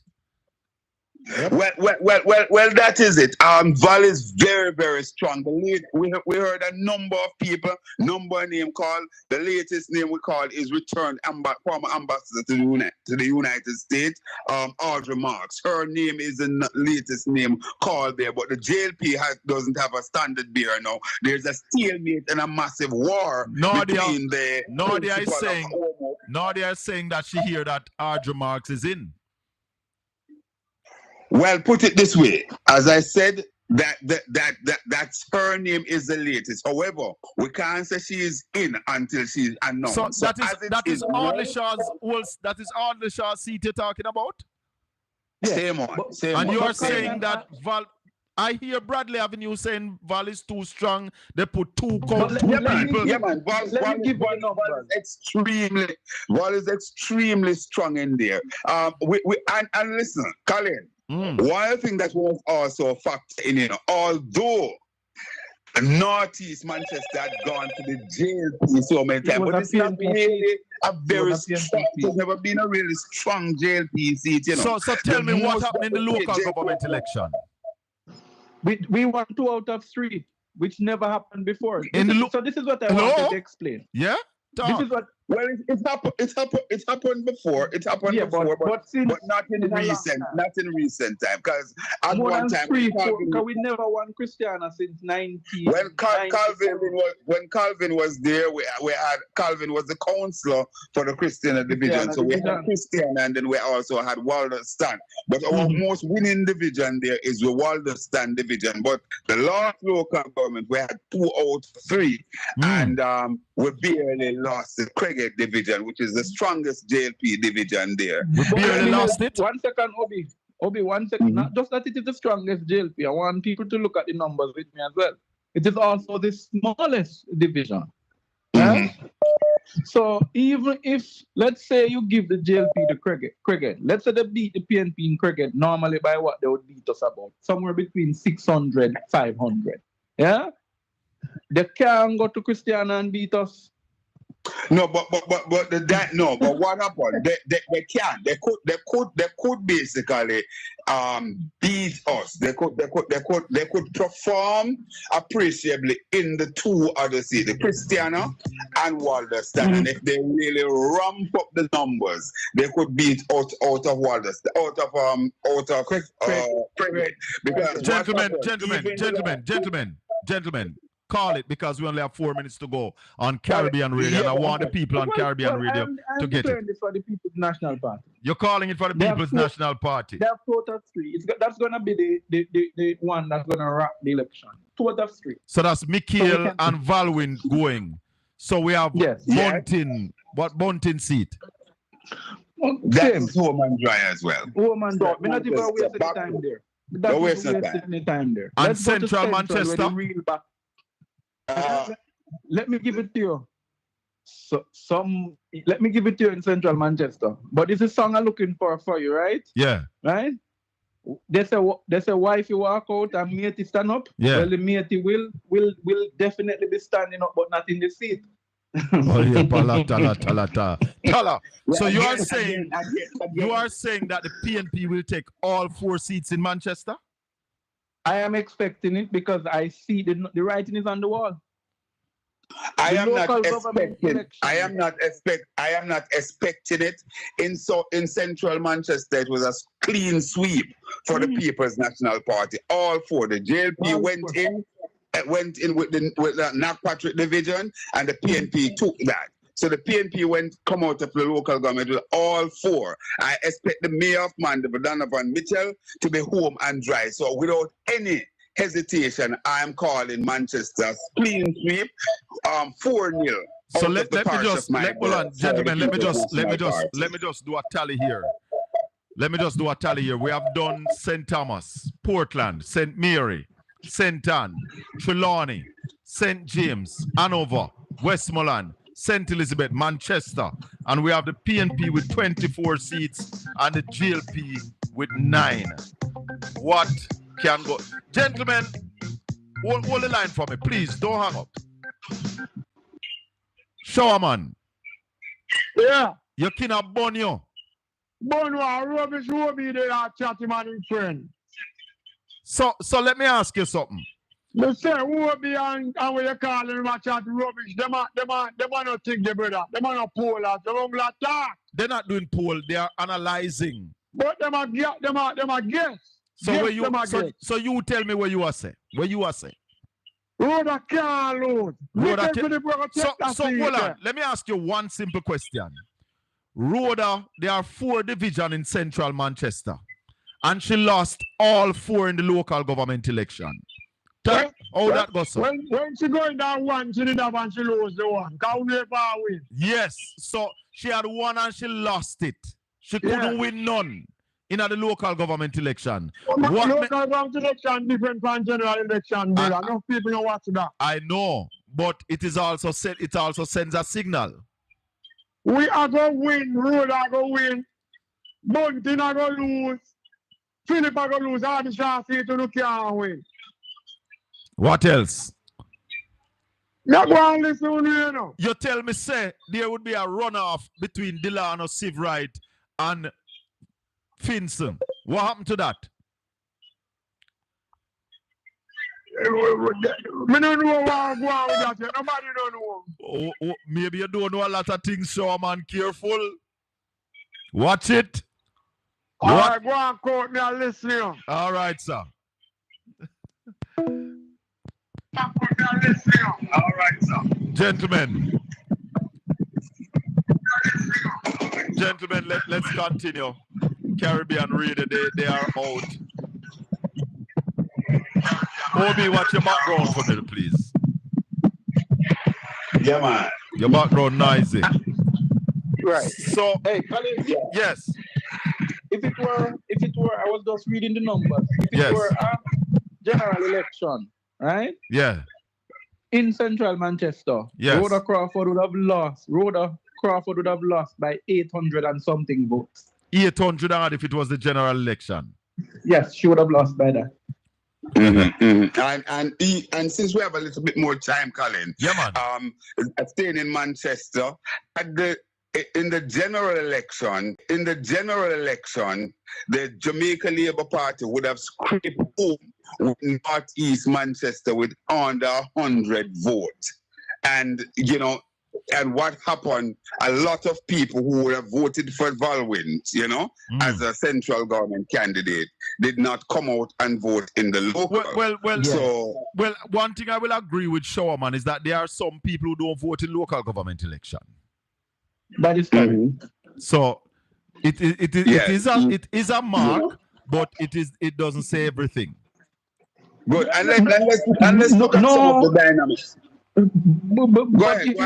If you look at it from a numbers point of view, the timing is critically important. Remember, you cannot use, and I keep on telling people, you cannot use 2020 election results to judge any political results in Jamaica. That's a fact. Anomaly. It's a fact. That's a fact. If you were to look at the local government elections of, and let me tell you what I can rubbish what Showerman just said. The local government election saw more voter turnout than in the general election of 2020. Even in East Portland. Even in East Portland. Yes. Exactly. By far, the PNP got something like about 100,000 votes more, or about that than it got in the local government in the general election of 2020. Orlando Richards in the chat room is saying that Rhoda Crawford won Central Manchester with the least vote as a GLP candidate. She is indeed correct. Even much lower than Bartlett, St. Arvin Bartlett.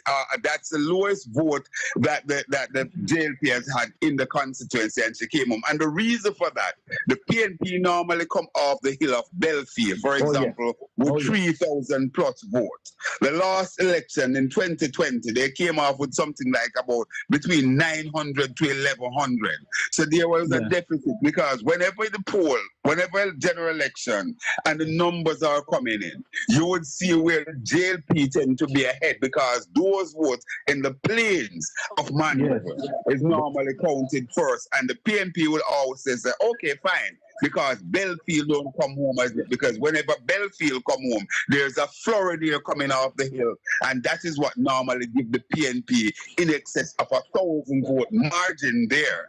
You know, so those were some of the factors there. So all in all, how many seats? How many seats do we have in? How many seats are there in Clarendon? Clarendon, let me tell you, 3 in the north, right? 4 in the north. Sorry, you have northern, northwest, north central, right? And you have 4 down in the. And you have north. And you have northern, north central, and northwest, right? And you have 4 down in the flats because you have central, southeast, southwest, right? So it's 6. Central. 6. Yeah, central, southwest, and southeast. So there are 6 seats in Clarendon. That's all like 7. No, 3 at bottom, 3 at top. Yeah, that's it. Yes. Yeah. How many in St. Catherine? Oh Lord. Yeah, no. St. Catherine. St. Catherine is big enough. I can tell you. That's about 9. About 9. Let me see. Let's use the Linstead side. Let's not use main. So we have coming off the hill up where Colin says that's where So we have northwest. We have northwest. Start at northeast. Start at the farthest point. Northeast. Okay. Northeast, northwest, north central, which is our comrade from, you know what I'm talking, the singing lady in PNP. How can I forget Natalie? Natalie needs a garbage. Right. And then we come out of Bagua now. We come into the St. Catherine proper. Yeah. So we have to deal with Babsy Grange, that's 4. We have Denise Daly, that's 5. Yeah. Then you go into Portmore where you have another 3, so that's 8. That's 8, yeah. So hold on, what we just look at? We said 6. Somebody. No, we missing somebody. 9. It's 9. Weekly. And Warmington, that's 10. 10, yes. So hold on. So there is 6 in Clarendon. And we miss out Tufton. No, it's Warmington, that's 10, yes. Tufton, 11. It's 11. It's 11. So hold on, there's 6 in Clarendon, plus 11 in St. Catherine, and how many in Kingston? Oh Lord, Well, Kingston is 2, but Kingston and St. Andrew is about. Kingston and St. Andrew, yes. Okay, let's do it this way. Let's do what we know is occupied. Kingston Central, JLP, that's 1. Kingston Western, JLP, that's 2. Kingston Eastern, Port Royal, that's 3. We have East Rural St. Andrew, seeing that it's nearby, that's 4. We have West Rural St. Andrew, that's 5. One of them fight up a Samuda, that's 6. We have Delroy, that's 7. We have Mr. Etney Miller, that's 8. That's 8. Right? And we left out somebody. Cuthbert Flynn. West Rural, that's West Rural. Yeah, Central West Kingston. Yes, man. We did all of the we did mention those 2 for Kingston. We have Angela Brownberg in Southwest, Julian and in Mark Golden. Mark Golden, right? Oh Lord. Gentlemen, let the constituency count here, yeah? I have it in front of me. That's so many. Look at the paper. Because I'm just looking. Give it a count now. Yeah. Let me give it to you because I have this summary, so I can give it to you. In total, it is 6. In total, it is St. Andrew Western. It's 15. 15 seats in the powerful region 3. Yes, 15 and 6, 21. 21 and 11. When I was much younger, I could have called these by heart. So that's 32 that we have not named yet, and we have named. No, this look. I thought you was moving over to the big region. No, I'm not checking them. I'm just saying. I'm just making sure that what we have is right. 24 and 9. 24 and 9 is what? 33. So we have formed government. No, man. And 32, that means something wrong. There's something wrong. No, you're talking about the overall seat count. Right, that would be 65. Because How come? we have PNP at 24 and 9 based on St. Thomas, Portland, St. Mary, St. Anne, Trelawney, St. James, Hanover, Westmoreland, St. Elizabeth, and Manchester. So we have done. Look back at Kingston and St. Andrew. So we have done 10 parishes. And then. No, I'm certain it's 15. I have the number here. Yeah, 15. It's 15. Is the EOJ number? I'm going. All right. So what? Go back to St. Catherine. How much is in St. Catherine? Maybe St. Catherine. I made a mistake. Let me look now. Look back at St. Catherine. St. Catherine. Okay, St. Catherine has 1, 2, 3, 4.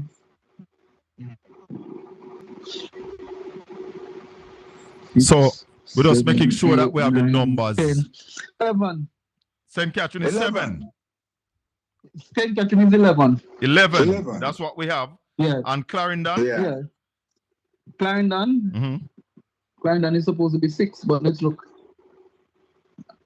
Clarendon, North Central, it starts at North Central, right? So, no, Clarendon, North, 1, 2, 3, 4, 5, 6. 6. So that's 11 and 15. 21. 11 and 15, 21, yes? 11 and 15 can be 21. That'll be 26. 11 and 15 is 26. 26. 26 and 6. That's 32. And 17 and 7 is 24. 8 and 1 is 9. So that not sound right at all. Because 9 and 24 is 33. It's 63. Yeah, but I think, where's the mishap? Unless you overcount a seat. You overcompensate there, Colin. Maybe overcount somewhere. I'll go back through the papers and work that out. Yeah. So but next, I can tell you, 41. This is my prediction as I go, Colin. Yeah. Right? And I've been saying it everywhere I go. Right? I am expecting the PNP to win 41 seats. Well, next week we're gonna be looking at Clarendon. Oh Lord. Just Clarendon. Can we keep out North Central out of the list? Because I don't want to give Nesta Morgan any warning what is coming. Next week we will look at Clarendon. Then the other week we look at St. Catherine, and then the other week we look at Kingston and St. Andrew, and we will see from right here at Portland Spice TV how we're looking at the general election. Ed Boy, when it is going to be called? When will be the election? I tell you, he has to call the election on the 2nd to 3rd week of July. He has to name the date on that date. He has no option. When is going to be the election, Obi? I expect the naming of the election to be before that. As a matter of fact, I expect the election to be held around about when Headboy is saying it will be called in about the third week in July. Wow. Yes, wow. I expect us to go to the poll by that time. And I will not unlike Headboy, I will not give my final count until we conclude the entire country. Well, my numbers will come out in the call in my numbers. Let me tell you, some people in the chat room, Orlando Richards is saying that PNP will get 37 seats to the GLP's 26. Ladybug is saying 56. I wouldn't mind. 56 would not make sense. Hold on. I saw another one that I'm looking for. Ilian Tucker says I am expecting 56 seats. And Colin, I know we're not there. But I'm going to just say something here. And the reason why I'm putting this here is that he will be my special guest, my spotlight guest on Monday. Attorney at law, Christopher Henry. Yeah. He will be my spotlight guest on Monday. We'll be talking to him about that North Central North Central St. Andrew seat that is now represented by Carl Samuda, and I can tell you there are some very, very interesting things that are happening there. Don't get me wrong. Not saying that, listen, Christopher is their home and dry, but based on what is going on within the Jamaica Labour Party, seems to be self-imploding. Yes. As a matter of fact, I saw where somebody who used to be in the PNP now bitter with the PNP like gall. I saw her put out a blog on me since today because I made a post that the JLP is self-imploding. Yes. And she took me on. I don't know if you see it beating all over the place as that head boy. You saw it? Yes, I saw it. That's why I'm laughing. Andrew Miller is saying 50 seats for the PNP. Sonia Newman Smith is saying 41 seat. People saying 44. I don't see nobody yet who say PNP going to lose. Christopher Wright says 42. Yeah. And he's saying that 8 seats there are 8 seats that can go either way. Gentlemen. Colin. Starboy said 52. Talk to me, Obi. Listen. You were around, Head Boy was around, I was around. 2011. In 2011. And I keep on saying this. Going into that election, one man that you know very well out of East Portland, he dubbed himself as Mr. Portland, Darrell Vaz. Yes. He was the then treasurer for the Jamaica Labour Party. Yes. I remember it like yesterday. He said that the JLP has never been awash with cash going into any election. As it was going into 2011, 2012. And they had this mass meeting in Mandeville. It was very large. Yes.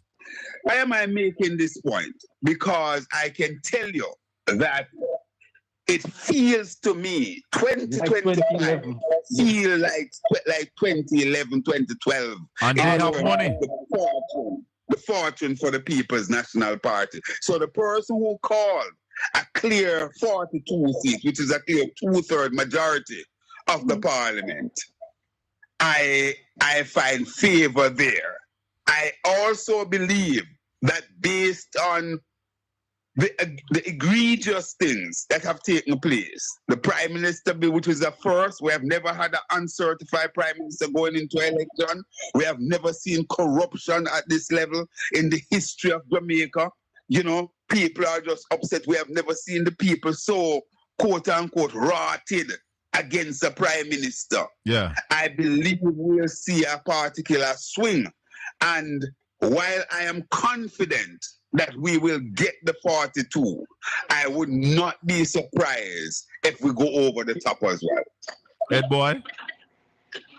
Well, you know, all I can say, swing. You look at the poll, right? If you look at this swing in 2011 and you compare it to now, which is what Conrad is saying, it is simple. The PNP is leading the JLP in the polls by 5 points, right? Let me give somebody. Put that 5 points percentage lead. If you want to see where the PNP is winning, you put that 5% lead in every constituency that the PNP is currently contesting, right? And you give them a margin of 5% of the entire vote that normally typically cast in that constituency. Yeah. And then you see the increased number for the PNP. Yeah? Yeah, that's how you could work it out. And you can also look at all the seats that the PNP lost by between 5% and under. Right? When you look at that now, you see, and remember now that there were a number of seats in the 2020 that the PNP, even though the PNP turnout was low, a number of those seats, the JLP did not carry them by more than, say, 5% or even 5% vote. There were, some of them were like 1%, 2%, and so on. You know, when you drill down to it. So for example, when you go down into the West, which we know it was already home and dry. But just for the purpose of the discussion, all of those seats were basically taken home by a very, very, very small That is correct. margin.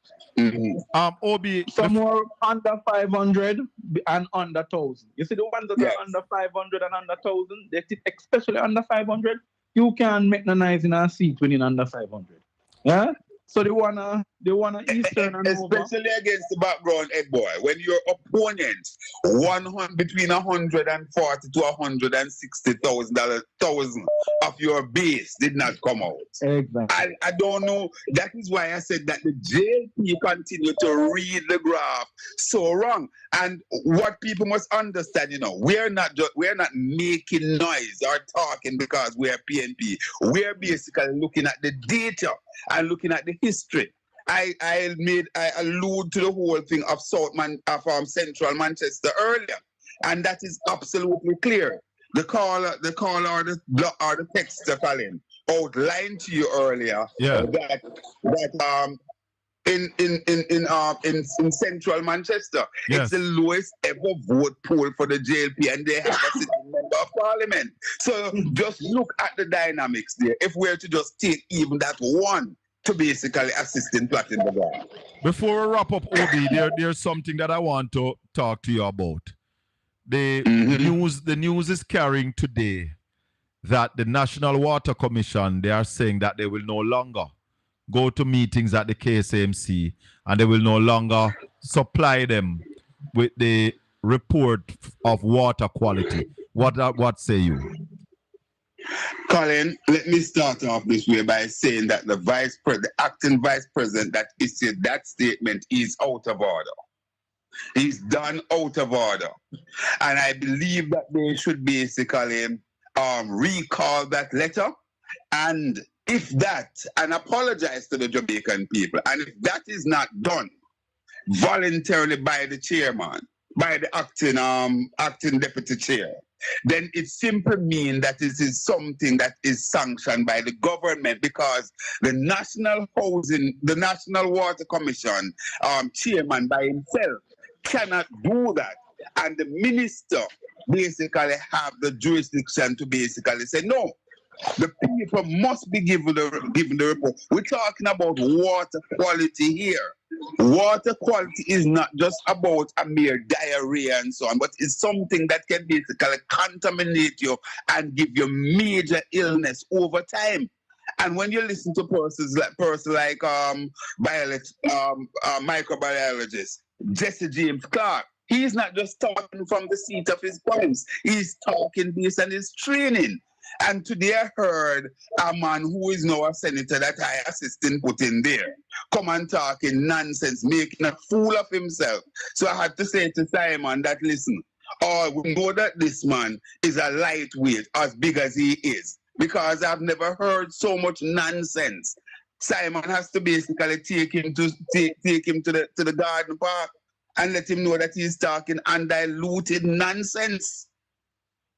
So in all, Colin, it is untidy, it is disrespectful, and the National Water Commission is treading on very, very dangerous ground. And if they don't withdraw this, then certainly the people of Jamaica, both at home and abroad, know that this is sanctioned by the Minister of Water, and by extension the Prime Minister of Jamaica. The Prime Minister of Jamaica, because that ministry is the Prime Minister is really official minister that's in charge of our portfolio, because Matthew works as minister without portfolio out of the office of the Prime Minister. Thank you, Obi. Ed boy, you want to add anything before we go? No, brother. More than all I'll say, if I am advising the KSAC, take the NWC to court. The Prime Minister took the Integrity Commission to court. Follow his lead. All right, gentlemen. Thank you very much. All the best. God bless you. Head boy. One love. Good evening. Hey, look here. Colin. Yes, Marsh. Just before Ed Boy and Obi leave. They're all you gone. know what easier way they phone to do the calculation? Just think of the seat that the JLP will win. Right? And we can say Central St. Catherine, Babsy Greens. Right? Yeah. We can say Wheatley will win. Yeah. And we give Dr. Barr, Dr. Barr old seat there. Tufton. Up where Christopher Tufton is, right? We think of those three, and we expect them to win. Desmond And McKenzie. Desmond McKenzie, how could I leave out that one? The Prime Minister. The Prime Minister. Good. Who else? So circle the wagon, no? Who else? Circle the wagon and say if you can't find any other first seat at the JPM. Samuda seat. Samuda seat. Good. Mike Henry seat. Mike Henry seat. The ranking man there. Warmington. Yeah. Yes. No. You're going to start struggle now. Hold on, man. I don't know. Tell me who else are going to win for them. Boy, me want Dr. Chang. Dr. Chang. Eh? Dr. Chang. Me no know if me can sure anymore, you know, sir. Ed Bartlett. Me not sure. Me not too sure, but nothing wrong in giving them a little chance. Who else? Matthew Samuda. No, you know. No. Me not give him no chance, you know. Nah, give him no chance. No, me not give him no chance. Bobby Montague. Who that? Bobby Montague. Then Nana see to win a St. Mary, brethren. Where you talking about? Darrell. The JP Nana see to win a St. Mary. Darrell Vaz. Darrell Vaz gone. Me I tell you, Simon and wife gone. Well, let me say this again to you guys. I told you that the black have vote from St. Thomas. The JP don't have any seat to pick up in St. Thomas, Portland, and St. Mary. So there will be none. James Roberts now win. No, James Robertson gone, me I tell you. So what about Juliet Wellness? Juliet Wellness? Yeah. What's wrong with you, Colin? So what about the Minister of Finance? Well, that seat now, that seat become one of the seats where if you want swing the Minister of Finance in our catapult and toss her somewhere else, me don't know. But to once one of Duncan pick me, I go win a seat. So you said the Minister of Finance now win? The Minister of Finance gone. So what about Patricia Duncan home? What about the athlete? Hold on, Miss Badwood? Yeah. Miss Badwood? And now she go cost Badwood. So hold on. So a 10 seat. So we say a 10 seat the GLP are going win? Well, me tell you guys from what you said the PNP is going to win 50 seats, and if they delay, it can go up to 53. Later, Marsh. And I'm not joking. Me not really, fool myself. But that's why I see. So hold on. Remember one more. Delroy Chuck. Delroy Chuck? Hold on. That one song, Bob Marley, one song with the ambush in the night. The sign of ambush in the KNIGHC. So we did count Desmond McKenzie? Yes, we did. Yes, we put him in. Yes, we put him in. But you see the easy way to analyze the whole thing. So those are the set of seats that the JLP have a great chance, in which I think they will win. All right, my boss. Thank you. That's the easy way. All right. See them another way. I hear you. We'll look on them next week. We're looking at Clarendon. So are you saying then that Uncle Mike Henry are going to win a Clarendon? Yes, me still a give to Mike Henry. It's going to take a big amount to turn him over. And that's the same thing. That's the same thing with Warmington seat. So it's going to take a massive swing to turn him over. Warmington. All right, sir. Respect. That's a similar thing with Mike Henry side. All right. But apart from that, and admit that you won't swing where Wheatley so easy neither, because then see that it make him put on for them. We did count him already? Yeah, man, we name him already. We name him long time. He will win. Him and Babsy, they will win. They will win. Little more. Okay. But you have a seat at St. Catherine and nobody now talk about much. But on the top St. Catherine already? No, we don't talk about St. Catherine yet. All right, make we leave it there, sir. But we're going to tell you something. Morrison gone this time. All right, cool. Hello, good evening. Yes, good evening. Colin. Yes, sir. Yes. Yes, I'd like to say, too much blatant corruption that's taking place. from, and then no one is being held accountable. Nobody. Right, so I'm just hoping that when Mark Golding becomes prime minister, he'll change things. We have to hold him accountable. Yes. We will hold him accountable. Yes. Can I say something else now? I have an issue. But hold on, before you say something else, let me tell you one thing that I am confident of. The GLP, they are very good in opposition. So they will hold the government accountable. Yes. Go ahead now. Yes, okay. Most of the vehicle insurance, there's something else needs to be done, because when you're meeting an accident, for them to settle your claim, we need justice for on that part. So it's something that we need to look at. We need to look at how they operate for real. Yes, because someone ran into my vehicle. It was parked, right? And it's almost 1 year now, and the police report, because the person did not report the incident to the police, neither is insurance company. But you did, right? Yes, of course. Right, so I have everything. I have the police report stating what took place and so forth. But how the insurance company operate, based on what I've been told, is that they only communicate through email. Right, so it has been how many weeks now since they got the police report, and they haven't contacted my insurance company. Right, but is the same insurance that you have? No. Your insurance company should be fighting for you.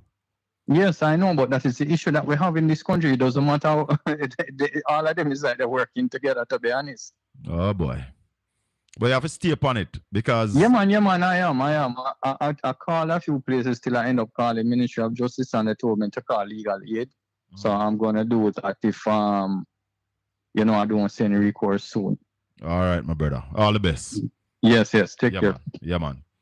Hey, listeners and viewers, thanks very much. It has been a good evening. Want to thank thank Head Boy, who have done their assessment. Next week, we're looking at Clarendon. May the good Lord continue to bless and keep you, make his face shine upon you, and be gracious unto you. The Lord lift up his light and give you his peace. Until we meet again, bless up, my people. One love.